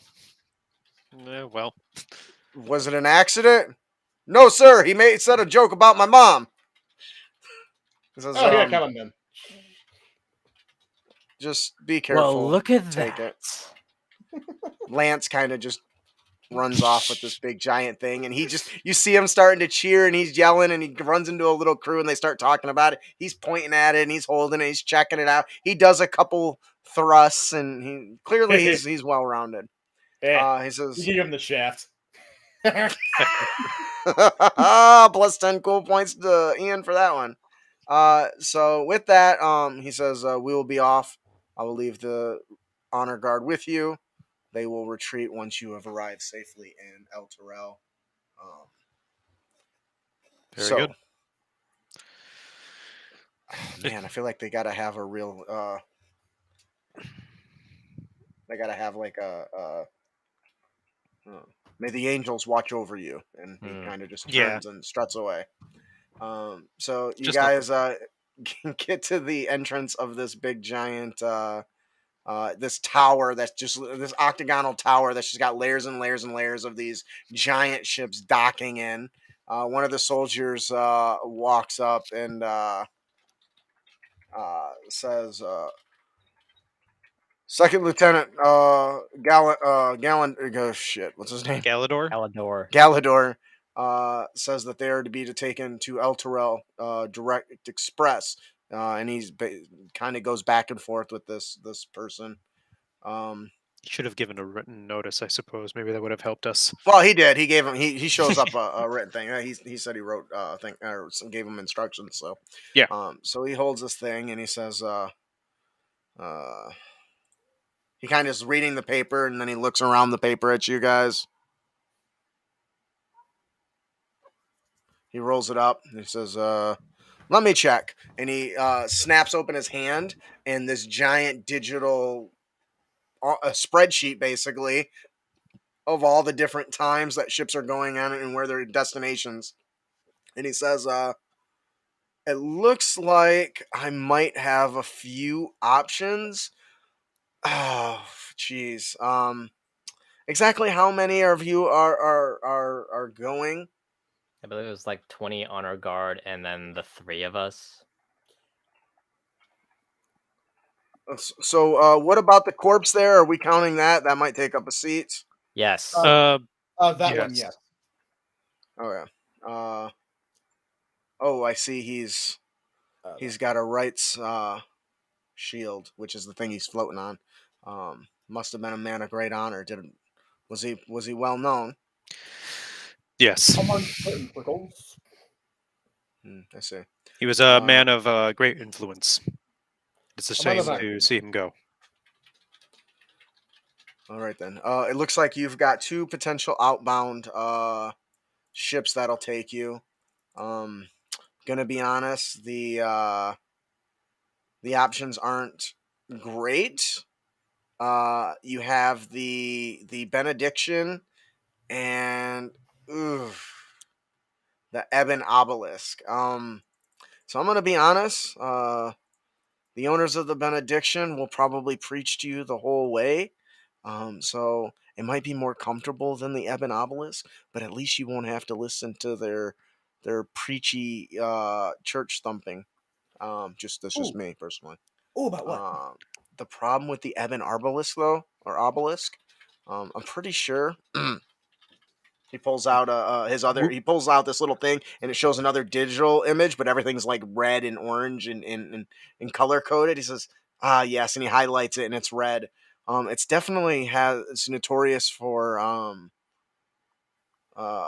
guests falling from its railings. So that one might have a little more risk.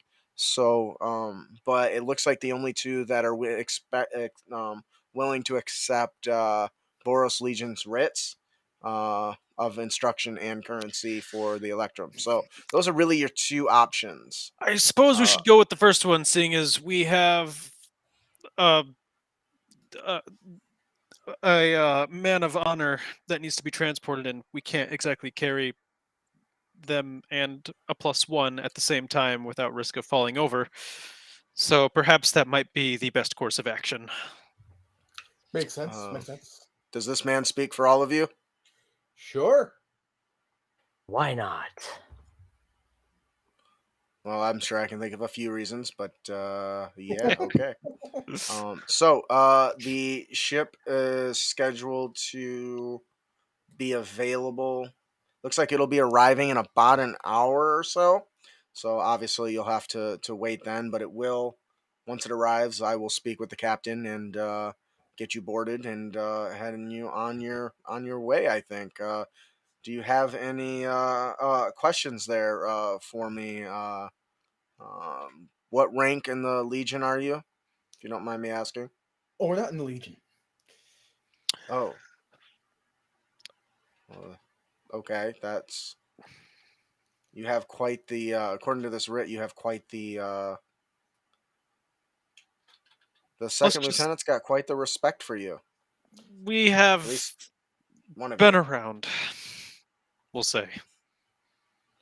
Oh yeah. Okay. That's the best I can give you without causing a bunch of complications. You know, foreign matters and all that. I see. All right. So he He's says, just trying to go get to by. the. He's like, please. Yeah, he's just like he goes. All right. So just head down the hall. Take the third hallway on or third aisle on the left. Take the elevator up to the 61st floor, and you'll find the benediction on your right. It won't be hard to miss. It's big and glowy and golden and looks like it doesn't carry cargo. All it does is carry people Thankfully, who most spend of all my their things time are on me. preaching. Well, that's good. So, with that, you guys got your kind of instructions, and the soldiers kind of start meandering their way through. You get to the elevator. It slides open automatically. You guys are still reveling at some of this technology as you see it because this isn't something you've seen before. It's very different. It functions on some sort of magical apparatus. And it's that moment where it really sinks in that Merl is gone because he's not there to jump in, start poking around, asking questions, taking notes. And it really hits as you're going up this elevator with this just god awful tone of music playing in the background. Just makes you really want to just lay down and join what's left of the Grand Duke. What, if any, discussion is going on this ride? There's only a handful of soldiers with you that are holding on to the disc with his corpse. Zorax. Yes. Past conversations aside, I may have an idea that may have a backup plan that may restore the idea with Merle's deal with the Izzet League, but you may disagree with it. Well, I can't agree or disagree without hearing it, so we may as well have it. We would have to take that thing, and he points to the sealed bag of holding, turn it over to the angels for safekeeping, and take the bag and turn it over to the Izzet League for study. What's this? You're right. I do disagree. But Hey, I Porter, mean, what's this do? And as you start pushing on buttons, God, he reminds me of Merle. I miss it him already. says, every button you push determines the floor that we stop at as we go up. Ooh. So if you press all of them, we will stop at all of them before we get to yours. Joram, He Please is. do not do No, no, that. no, no, no. And as Joram, you do done. that, Why?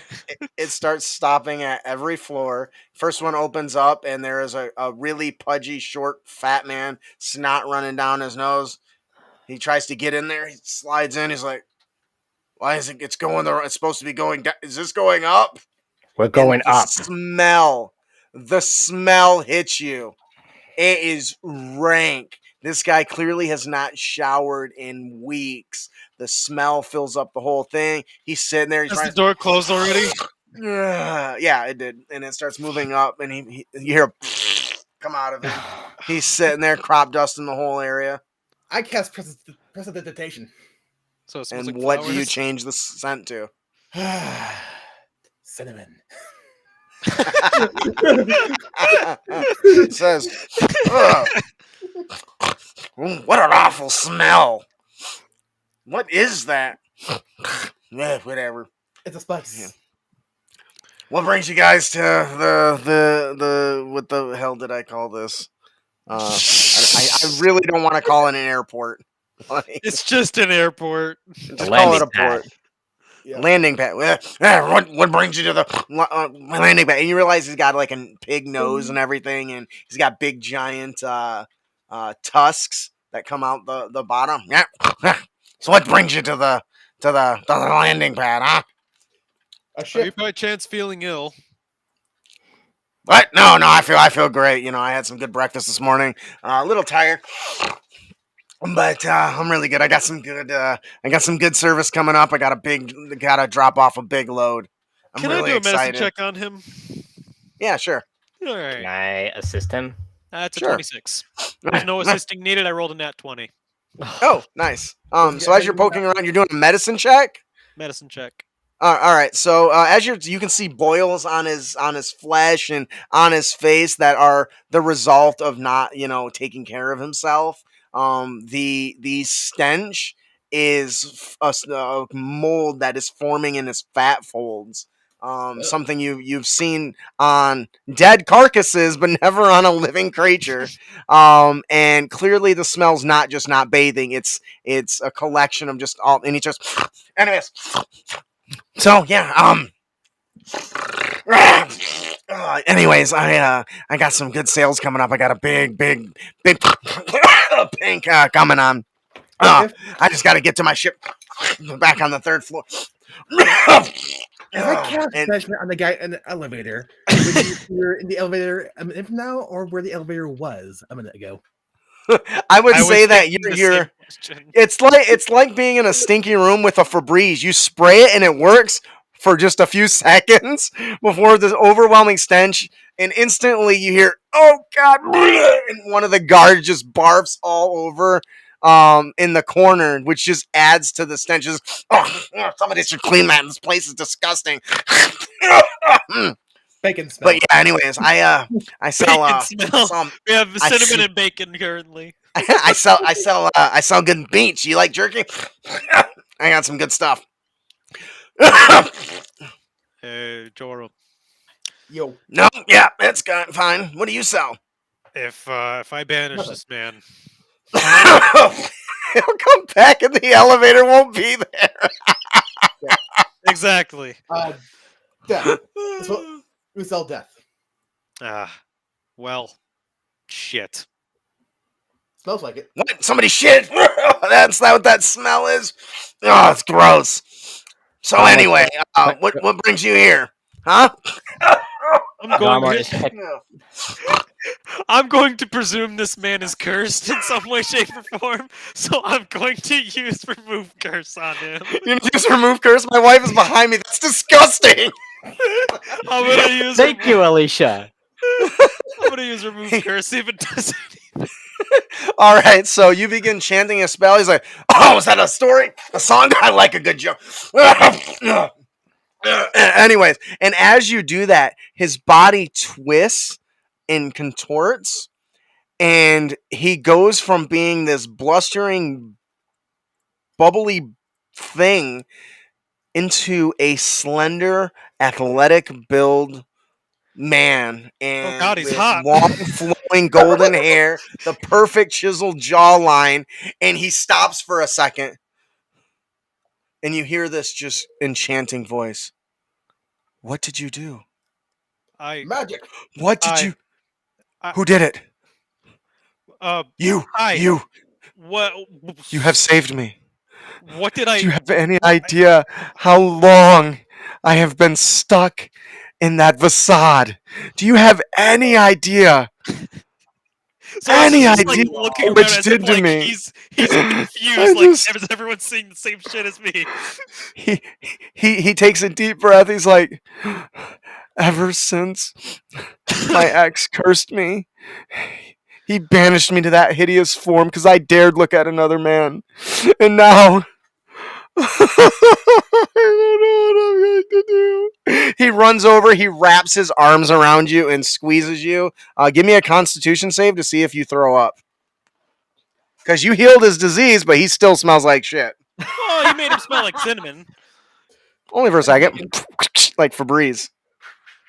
In a moving elevator with no. A con It's save, not huh? it's not sealed like modern. It's simple. elevators. You'll be fine. It's only a 10. You'll be all right. Oh yeah, I passed. That- Yeah. All right. So, like- as he squeezes on you, the smell kind of rushes in, and you throw up in the back of your throat a little bit, but you swallow it back down. He says, "Thank you so much. Thank you." And as soon as the elevator opens, he starts backing out. He's still looking at his body. He can't believe it. Ding. I like Thank that. you. Thank you so much. door. I'll No, never forget door. you. And ching, the door He closes. I just give him a thumbs up on the way out. I'm just like, I look over at one of the guards. What the fuck? Did you just do that? They on a say whim, Zorak? this is just another day here in Ravnica. What Do you have any idea how many things we see? A You know lot. the best part about being in the Boros Legion? You have people to talk to about all the crazy shit that we see. Yeah. No, I wow. I have to rethink my life a little bit. Yeah, we've all been there. It's okay, buddy. Yeah, I'm just So, gonna, anyways, I'm gonna go to the Get back of the elevator. I need a minute. You just see Garmor- Zorax just just like through a puddle of vomit. he just sits Garmor? there holding onto like the guardrail inside the little elevators. He just sit head down. He's like, oh. Garmor is checking on the soldier who threw up. He is bent over, retching, and he stands up. He wipes his mouth. You see his black hair. It's mostly tied in a ponytail, but it's got a couple long streaks in it. And he says, "That was both the most disgusting and most glorious thing I've ever seen. I hope to never see it again. That changed me. Makes two of us." Did you just cast that spell on a whim, Zorax? Yes, he I did. mean, yeah, I did. I had no prior knowledge, but he seemed to have been fine when I did give him a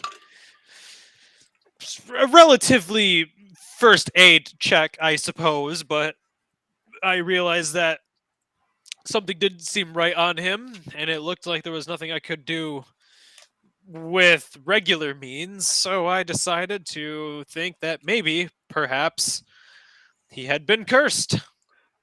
And I would have accepted lesser or greater restoration. I thought about lesser restoration. I had that. Anyway, so after a little bit of chugging and a little discomfort, you guys make it up to the 61st floor, and you Ding. walk out with a ding.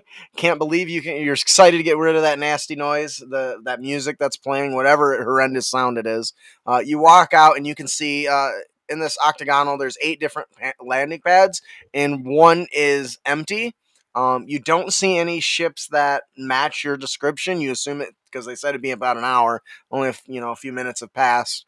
10 thanks to fucking Joram pressing all the buttons on the elevator and it's stopping at every single floor. For a heartbeat second, I considered saying you stop. Okay, it goes up, you stop at floor 5, floor 6, but that seemed horrible.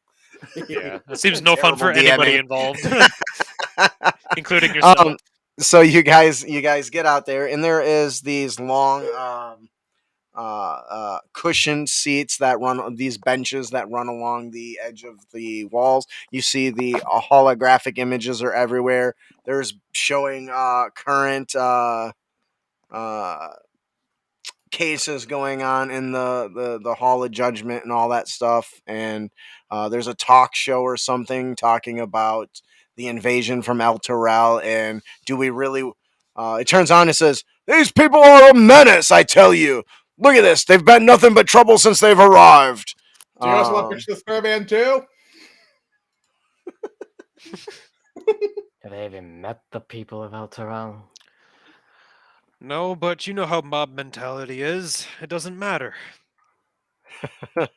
Our Me against the Rona people. Raymondson is on the title, and he goes, "I'm telling you, this is troublesome. Look at this," and it shows footage of you guys fighting this giant. They are killing and attacking innocent Ravnikins. Do you see this? We cannot accept this. We need to appeal to the judgment of Isperia and have them arrested for their stuff. Why is the Boros Legion not defending us against these monstrosities?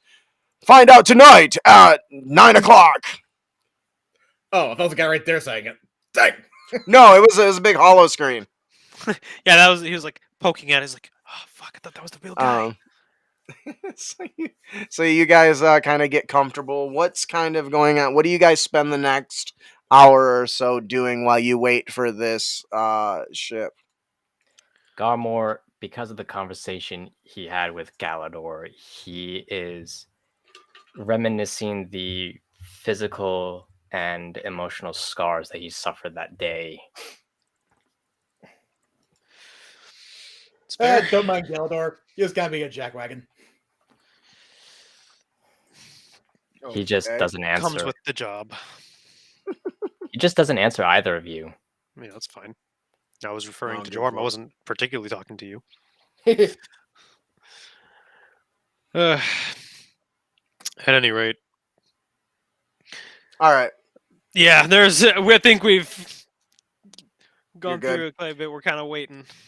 All right. So after about an hour or so, you hear the soldiers kind of complaining, and one of them turns over to Joram and says, "So, you're awfully quiet over there. You sure? What makes you special? I've seen these guys fight. I didn't see you do much." Oh, it all started years ago when I made that pact with a eldritch purple dinosaur. Like Was- for makeup? No, That's weird. nope. He kept saying about how he loves me and so on and so forth. I'm sorry I asked. Garmore, I day one. just Does Garmore hear this and believes Jorm's story? You hear it. Well, it's up to you if you believe it. Yeah. Yeah, but he's been with Jorm a little longer. Right. So do you believe it? That's Do up you to know what happened to him? that's up to Ian to decide. I think 'cause he's asking if Ian is being genuine about the story or if it's bullshit. I think is what Matt's asking. Oh. Am I correct? yes. Okay. Oh, he's being totally genuine. Okay. So yeah, he's being genuine. He says, "Well, I've just noticed that you outsiders are, what's the Weird. word? Very strong. Well, that too, definitely, but strong. And as a soldier, I would be remiss if I didn't make an effort to try to better understand and learn Fair. from strength. So what does it take to make up a pact? I don't know that I want to wear anything on my face, though. I don't wear anything in my face. Didn't you just say you have a makeup pact No, I made a pact. with? Okay. How did you do that? Like a writ, almost. Thought that guy made like a a deal. deed. Give me some power, fun stuff. Can you give me some power? Can I make a pact with you? No, What? I'm not Well, that the- seems. well, I'm not a patron, so not really an option. Why? Why not? You're strong. Well, I'm strong, sure, Ooh, you can make pacts with angels. You got angels in your legion. We can do that. Yeah. If you ask. So, do you have a copy of this contract or pact that I can see? It's more of like a I silent, solemn thing between two people, I think. It was more like a verbal statement and a handshake. Okay. Well, that's one way to do it. What about you? Turns to Garmore. Did you make a pact to gain your strength? It kind of seems No. like cheating, I'm going to be honest. Just asking for power and getting it. Hey, sometimes it works. He slowly turns towards the soldier. There's no one way to gain power. Magic has many sources. One a pact, the other divine. Mine is through that of nature itself. It is that primal essence that I am tethered to. I've met a lot of people like that in the Selesnya Conclave, going to be honest. And Mhm. sometimes having a great grandpa as a dragon helps too. I don't have one of those. Darn. So, how can I tap into the power of nature? That's a very good question. Only the conclave can answer that.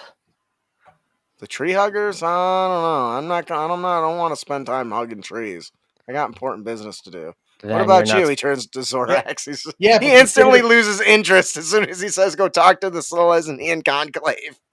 Yeah, but chickens huggers can do this. And so I grow claws in my hands. And then they disappear. Can you do that? I don't think so. He You're a brings it tree back. hugger too? I thought you No. got your power from a pact. Oh, I did. I think I Okay. believe that's illusionary. Oh no, it wasn't.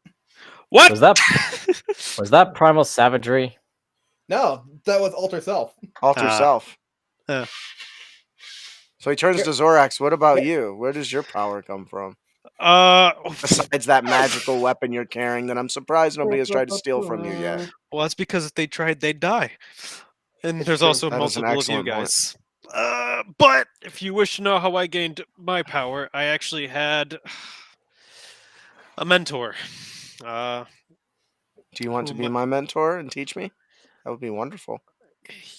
Well, while I wouldn't mind, just as you do, I also have things that I need to do, and it makes it hard for me to train anybody. And also, I wouldn't even say I am a master in my field yet, as powerful as I am. I would refer Modest, to you as aren't you? someone. Well, I've seen his great power, and I'm pale in comparison even now. See. Masters of my order, if we can scarcely call it that, their physical being starts to shift. They can become almost like shadow and have eyes of white that thrum with power. It's a terrifying sight. I have a And- shadow, depending on Well, the time of day and whether I'm outside and there's light. right, but they themselves become the shadow. They lose their physical form almost. So as you're talking, you guys have been talking to this soldier. You're starting to realize that he's not That's not the- the sharpest blade in the Right. armory. I'm aware. Like, that's cool. That's interesting. Yeah, I would like to be able to be a shadow. That would be kind of cool. Be Mhm. flat. I'm sure that comes with benefits. Makes it harder to hit. Oh. Anyways, with that, a big trumpeting sound occurs, and you look over and you see this ridiculous, big white and golden, almost looks like a giant boat that's floating in the air, and it's got these little crystals, little tiny versions of the crystals you've seen circling around it, around its deck. And you see these people wearing like white robes with golden trim and all this stuff, and it kind of comes in, and you hear a bunch of hemming and Oh, no. all just obnoxious are. as hell.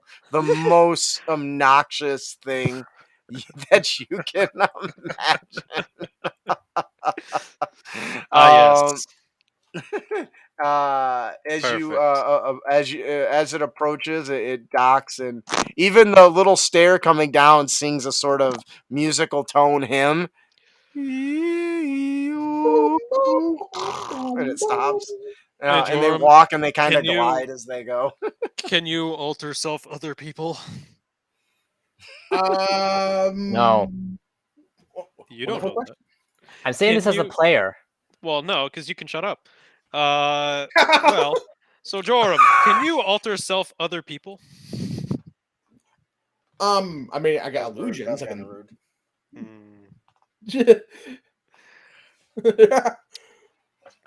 But Can nothing you like give that. me, should you want to have fun, to make our time a little more interesting here, give me big old bright angel wings.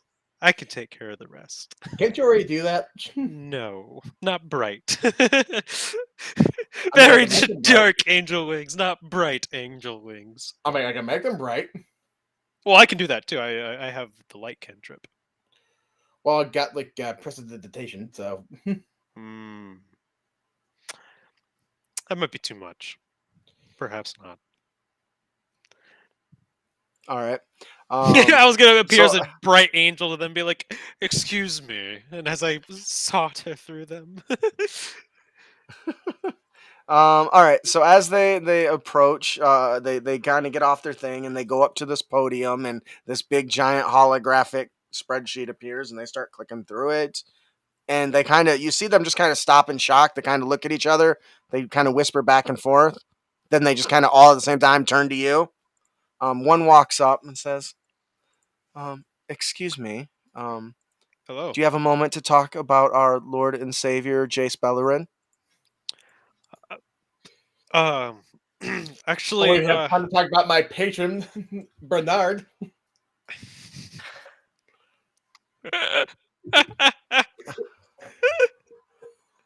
That is the best comeback ever. I have not heard, but I'm sure that he pales in comparison to our guild pact. Okay. Really? Yes. We're about to have a religious battle. If we may, can we do it on the ship, not off the ship while we're going, please? Oh, Can we make it a rap I battle? see that this is an urgent matter. So We have I a just man of have- great honor that needs to be buried. Well, he's not going anywhere. I'm going to make Problem. you. You may wish to resign your statement. Do you expect him to get up and move? I'm Well, confused. no, but I don't I know if mean, you know he how bodies can. work. Bodies, usually when they're dead, they don't move. That seems pretty simple. Okay. At the exclusion of some magic and powerful spells. But the celebration of that red weekend at Bernie's. Anyways, it looks like all the paperwork has gone through. We have been well paid. So we will take you and your crew upon our benediction, and we will share to you the glories of the Guild Pact that is Jace Bellerin along the way. Wonderful. You can call me Senir. She kind of sneers at you. It just goes in one ear and out the other. He like vaguely grasps. He's like, Janir? Ah, right, okay. And thus, the religious war started on Ravnica. Technically, at least it's not a faith. It's more of a cult, right? Because Jace Yeah. does exist, right? Right. I guess Semantics. all the followers of most religions say that too. So, anyways, so he, as you guys kind of get on, the seats are just lovely. They're super comfortable. There's people offering you peanuts and wine and carrying little carts with all the stuff you can basically drink or eat. And all the soldiers are super excited. They're downing some are nudging others about drinking too much while on duty and all that jazz. And it says, if you have a moment, I would like to spend some time talking to you. How much do you know about the Guild Pact? How much do you know about Bernard? I'm sure Bernard is just lovely. He loves you, you know. You can see Zorax's light fade from his eyes as he goes into what seems to be a self-induced comatose state as he sits in a chair. And he Um, says in his mind, "Sweetie, please keep me company while I sit and have to listen to these fools." if you don't know that I'm gonna the go Guild grab a snack Pack real was quick. originally conceived by a law mage named Azor. It serves as the basis of all of Ravnican law, settling statutes and ordinances for each of the 10 guilds. And each of the 10 guilds has its own place. It's actually quite a marvelous concoction. The Payrons pooled their magic together to create a treaty that could enforce itself. Think about that. An all-knowing power that drives the world. That's Certain a lot of agreements things. in the guild Yeah, certain agreements within the guild pack, if broken, brought automatic magical consequences on those who define them. It was a ingenious move. Now, the Guild Pact itself was focused upon an ancient primeval living document signed with blood and magic by each of the powerful Payrons to represent their willingness to work together to hold the city of Ravnica together. Now, if you don't know, the first draft I was do. You do? Please enlighten me. I always get excited when somebody shares that they know the history and lore of our great patron and savior, Jace Bellerin.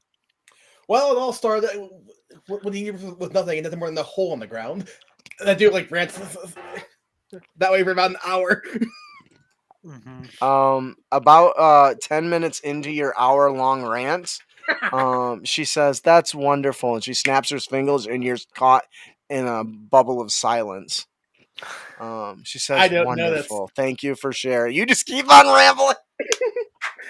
Because sound doesn't come in or go out. So she says, "That's wonderful, dear. Thank you for sharing." Now, for the rest of you that would like to be educated,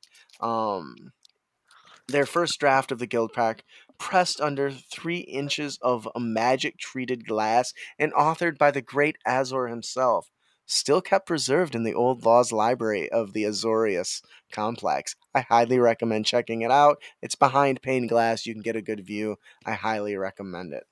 Anyway, not the as it went on, more of the guilds were added to it. Its second signatory was the Boros Peyran Razia, the leader of the Boros Legion, followed by the Golgari and Golgari Peyran Svolfgirth. Now, not surprising though, since its signing, the leaders since then included the still living Payrons, having worked hard to find loopholes in which to set forward their own plans. Can you imagine what that's like? The travesty, just honestly. I mean, everyone's always trying to do their own thing and just not willing to accept. Are you following along, dears? Are you okay? Several of the soldiers are like, "I'm done," and just walk away. But as they walk away, more of these robed figures kind of pull them aside and have private chats with them, probably saying the same stuff as this person. Do you have any questions? Are you following through okay? She kind of nods to you guys. You see Joram still yapping.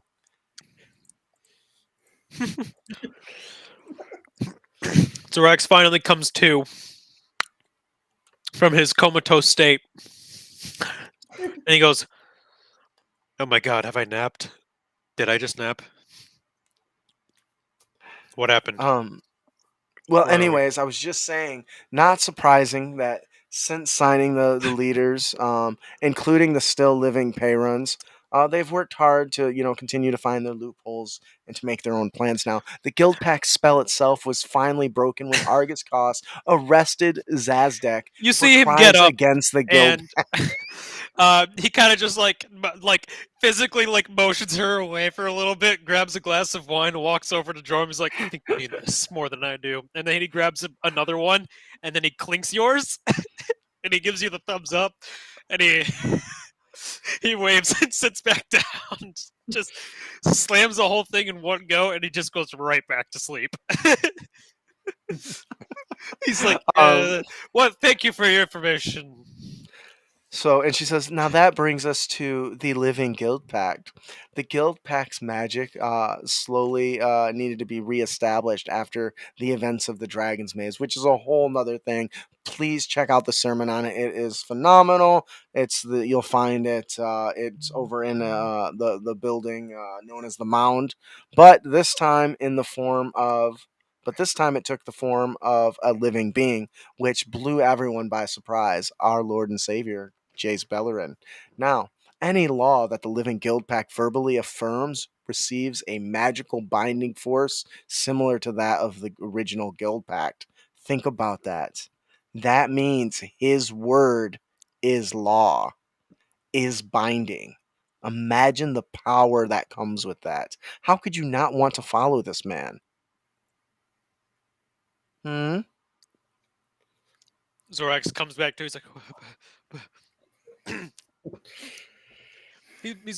she sounds like a great girl.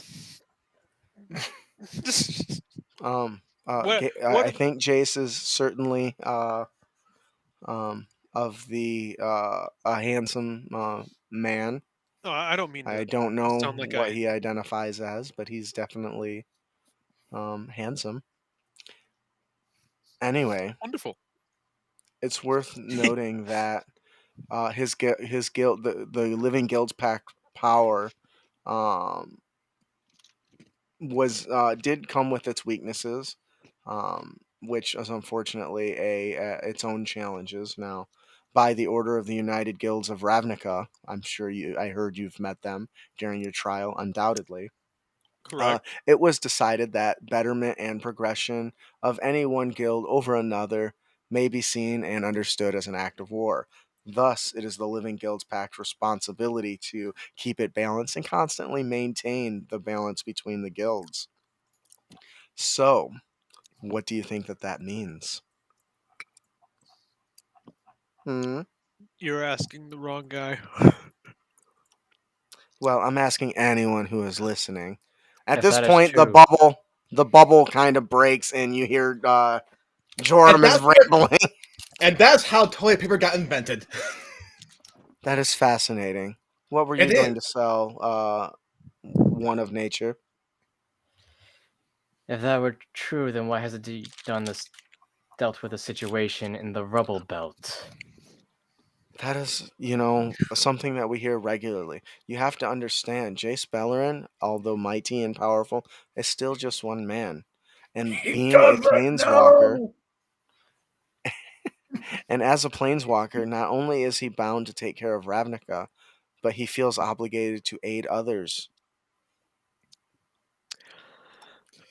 That was the question. Of course it did. He's busy, like anybody else. Why aren't you ending the war in the rubble belts? Too boring. I'm also clearly not as strong as a being who can make a guild pact. Well, few, even among planeswalkers, are as strong as Jace, which is why he is our Lord and Savior. He is the one that literally binds Ravnica together. His will is law. I would like to meet him one day. Wait, so he knows a guy named Will? She takes a deep breath. He should have bound The himself arrival will take some time, so we have a sermon in the morning at 10 a.m. Please arrive. You'll find your chambers below. I have one question about this Jace fellow. Sure. How can we meet him? Well, that depends. Right now, he's been off world hopping and has not returned as of late. But I'm sure that if you hang around long enough, you will find him. He makes no effort to hide himself. You can give me an insight check.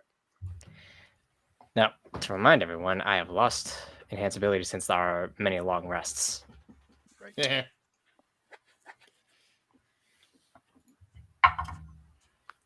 Ooh, that is a 29.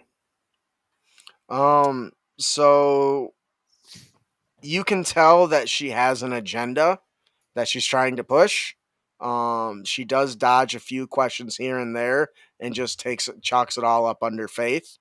But for the most part, she seems genuine. Aside from dodging a few questions with some generic responses, but she seems to be genuine as far as you can tell. Okay. So, this kind of conversation goes on for a little bit. You guys are on this ship for a few days as it's traveling.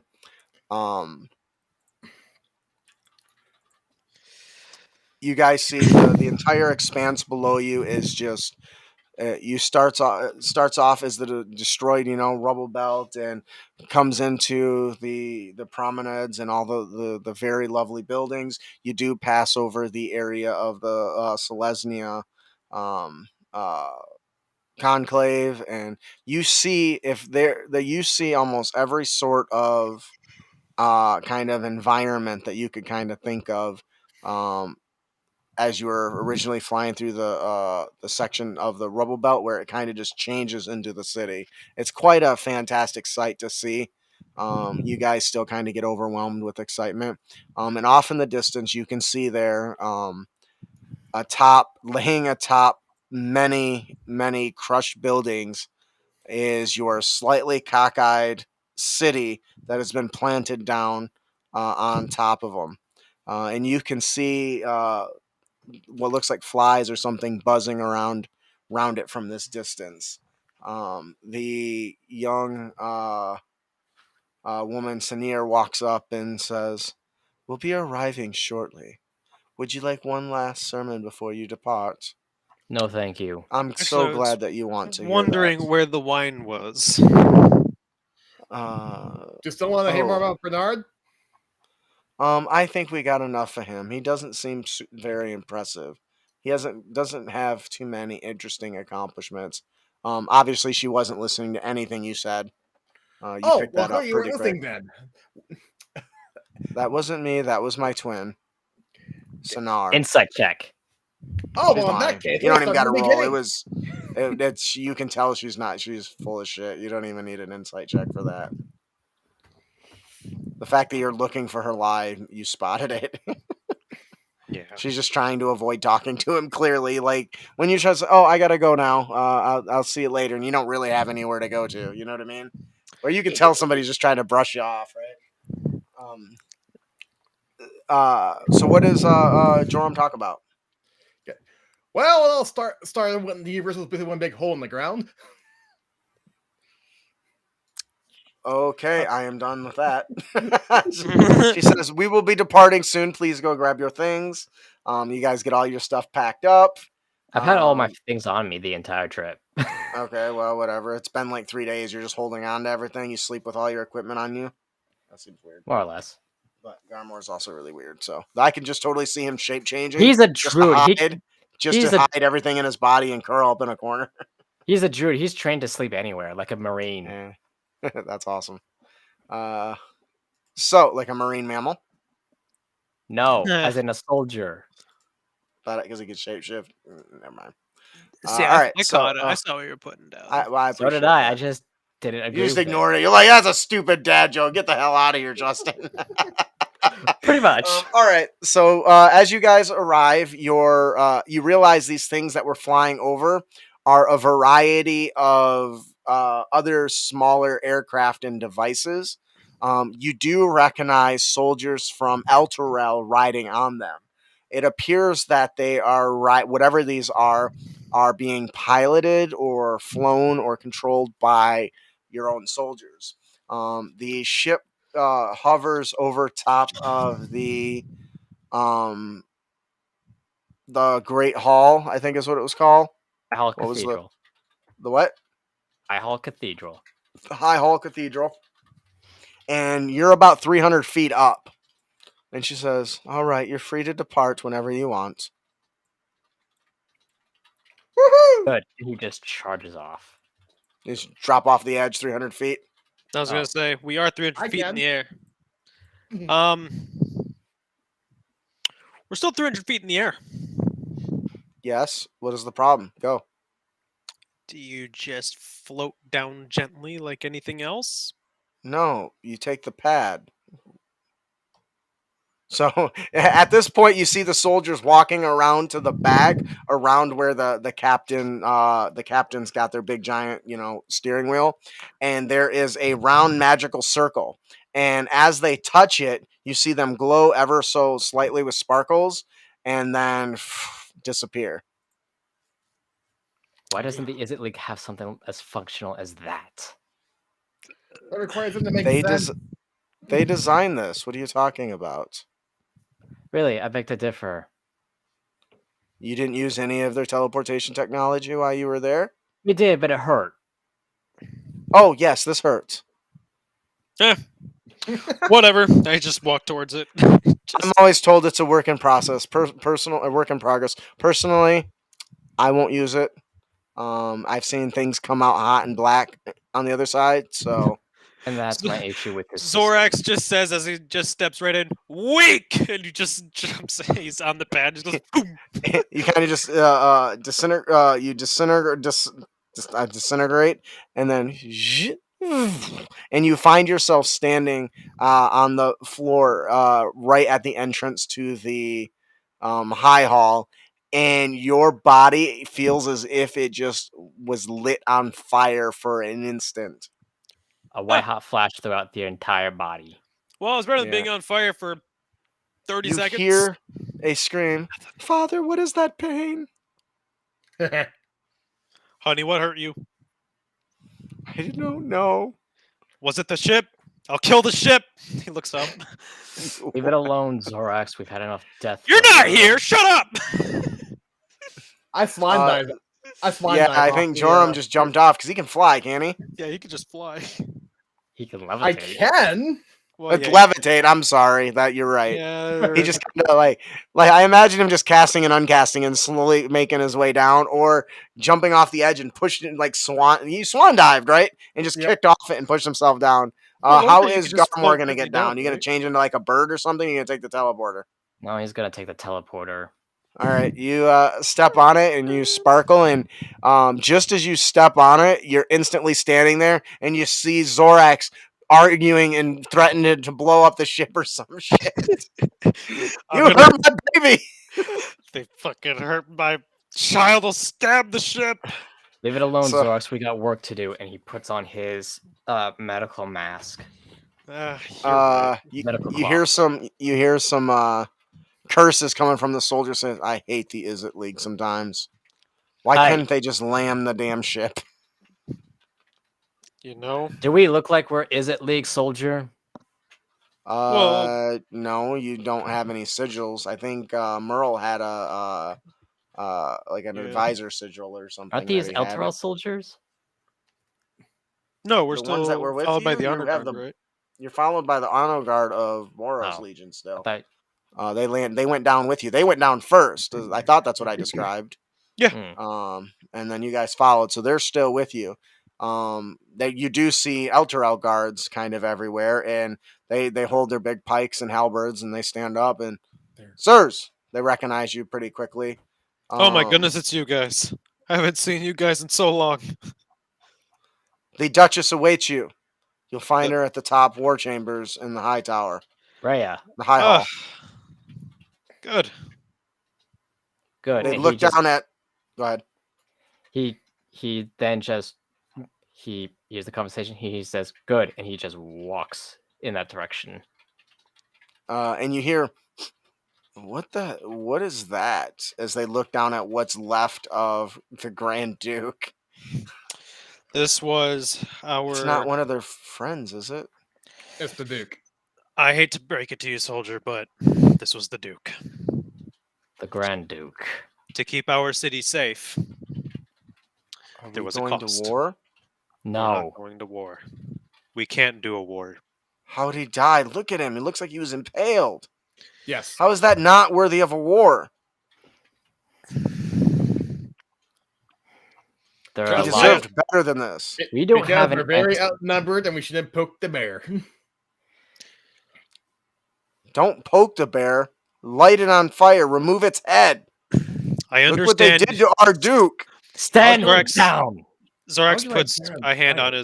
on his shoulder. He says, Look in They my deserve eyes, to buddy. die. Look in my eyes, bud. I understand. And you could just see like the raw vengeance and like how much like like the 1,000 yard stare is like, I get it. But know when I say we can't have war. We can't have war. We're not in position. You We can can't. see that he's holding onto his staff so tightly, or that to his halberd, that his knuckles are turning white. Because get it. apparently he's not wearing gauntlets. Yeah. Gauntlets are rare right now. He says, I understand. Proceed. And you guys kind of make it through the hall. The area has been cleaned up quite surprisingly since you left. There's much less rubble, next to none. Most of the windows have been repaired. Walls There's torn no down. more. What's that? The walls have been torn down. Yes, that was one of the conditions, right, of your judgment. And you guys make it all the way up to the top with a loud thundering. The door creaks open as you're greeted by an announcer. I don't know what they're called. Who is entering? It's us. We're Strange, but okay. Garmor, Announcing Thor- us has come to see. I forgot what position I gave her. Duchess. Duchess. Okay. It's us is here to see Duchess Rhea. Walked into that one. Whatever. Announcing, he blows a little horn. And you guys start marching in, leading the procession as the soldiers do a marching stance now, carrying in the corpse of the Grand Duke. There you see a big round table. The opposite end of the entrance, you see Rhea Mantlemorn sitting there. She's wearing a nice prim set of armor, has on a big billowy cloak, and all of her advisors standing around her. And she says, I am so glad you've returned. We have much to discuss. And that's where we're going to stop. I don't want to proceed without Will. So Yeah. Sure. So, all right. I hope you guys had a good night. I know it was a little roleplay heavy, and I know that's not exactly Jorm's special, but I do enjoy the one-liners. So I think Ian. what? I thought it was an Ian problem. Wow, that too. His characters are a little quieter. Hopefully, you guys had fun. I had a blast. This was a lot of fun. I really enjoyed the discussion between Garmor and Zorax and Galador. I also have to give a huge shout out to Will for his modify memory bullshit, because I really didn't know how this was going to go, because that dice roll 100% determined whether Austin kept playing Zorax or not. Pretty much. So kudos to him for that. I think the role play was superb. Let's go around the table, tell everyone who you are, who you're playing, what you liked, and we will close out for the day. Let's start with the quiet Ian. All right, I'm playing Joram, a not quite all of their warlock, but that's half the fun. Oh yeah, definitely. All right, Austin. Hey guys, wait, is there anything you liked? Sorry. Well, it's definitely some of the conversations were fun, and it was also just as fun screwing around with the NPCs. Is this what Jorm does? You always give me a headache there, buddy. All right, Austin. Guys, He's like, that's what it's going for. I played Zorax. Favorite part of the session, I don't know. I don't know. I just enjoy role playing, so it was kind of fun. Just kind of. I mean, I definitely I didn't I don't know. I kind of let Matt just kind of keep firing, and I was just like, "Yep, okay." Until he sent a bunch of wolves at me, Then I was like, "Okay, I guess we're fighting now." But we did not fight, so. I was expecting him to just be like, "All right, he summoned wolves. I guess it's fight time." I really thought one of you would try to throw the other one off the ship flying through the air. I really thought that. Nah, Don't let me wouldn't work cast anyway. spells at you two. Wouldn't work with me anyway. I could just all right, teleport Matt. right before I hit the bottom. Hi, my name is Matthew, the problem child of the group, and the one that everyone picks on, including the audience, which I'm not a fan of. Garwin loves you. He even says so. Indeed. Well, this was a good opportunity to share a little backstory of I love that. Garmor's dark and tormented past, even though no one cares about it. It seems. I wouldn't say You're that. no, just happens to be the person you Whoa. were talking to. Yeah. I mean, you're talking to Zorax, who's also had a very troubled past, who took up the idea of being a guard at like fucking 10 years old and had to work in Baldur's Gate. Yeah. Okay, Yeah. let me rephrase it then. No one seems sympathetic with Garmor from his perspective. That was intentional. Yes. You did just threaten my life multiple times. You don't quite deserve it. I'm sorry. Garwin says Zorax and Garmor were my favorite part of this entire session. I agree. It's true. Like, No, you can't expect sympathy from a guy who, one, doesn't really respect sympathy. He only offers it to very few individuals. And two, like, you again, you threatened my character's life, and you also actively tried to make sure that this character didn't get played. So, by all means, you kind of got what you were trying to get. It's on you, So. not me. Garwin does say, of course, I love you, Garmor. You're 30% of the entertainment. That's usually how it works when there's 3 players. Yeah. Matt. All right, we'll see you guys later. Thanks everyone for joining. If you're watching now, you're watching later.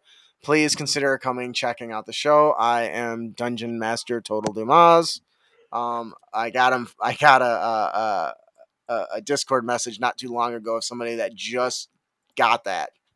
He's like, I've been following this forever, and I just got that. I'm like, I just thought I would tell you. I'm like, a little slow on the uptake, but I'm glad. That's okay. I'm one of the hosts of the Crit Academy Dungeons and Dragons talk show. Please come and join us. We got lots of fun stuff coming up, and hopefully some wonderful changes in the future. Keep an eye out. Our wonderful extraordinary expeditions launches May 15th, 13th, May 13th. It launches May 13th. Huh? It doesn't launch, it releases. It releases. Launch, release. It's not a Kickstarter, but products do. It's called semantics. Extraordinary Expeditions, 10 adventures that you can drop into your malleable adventures you can drop into your games. So please consider checking it out and picking it up and supporting us. If you want, we run patron games every month. Become a patron. We give away all kinds of fat loot. We're now intertying our adventures, our maps, and our monsters. So that's really fun. So come and check that out and hang out in our Discord. Some pretty cool people hang out there. So I think that'll do it for our show tonight. I think we will go ahead and sign off and say, keep your blade sharp and spells prepared, heroes. See you later.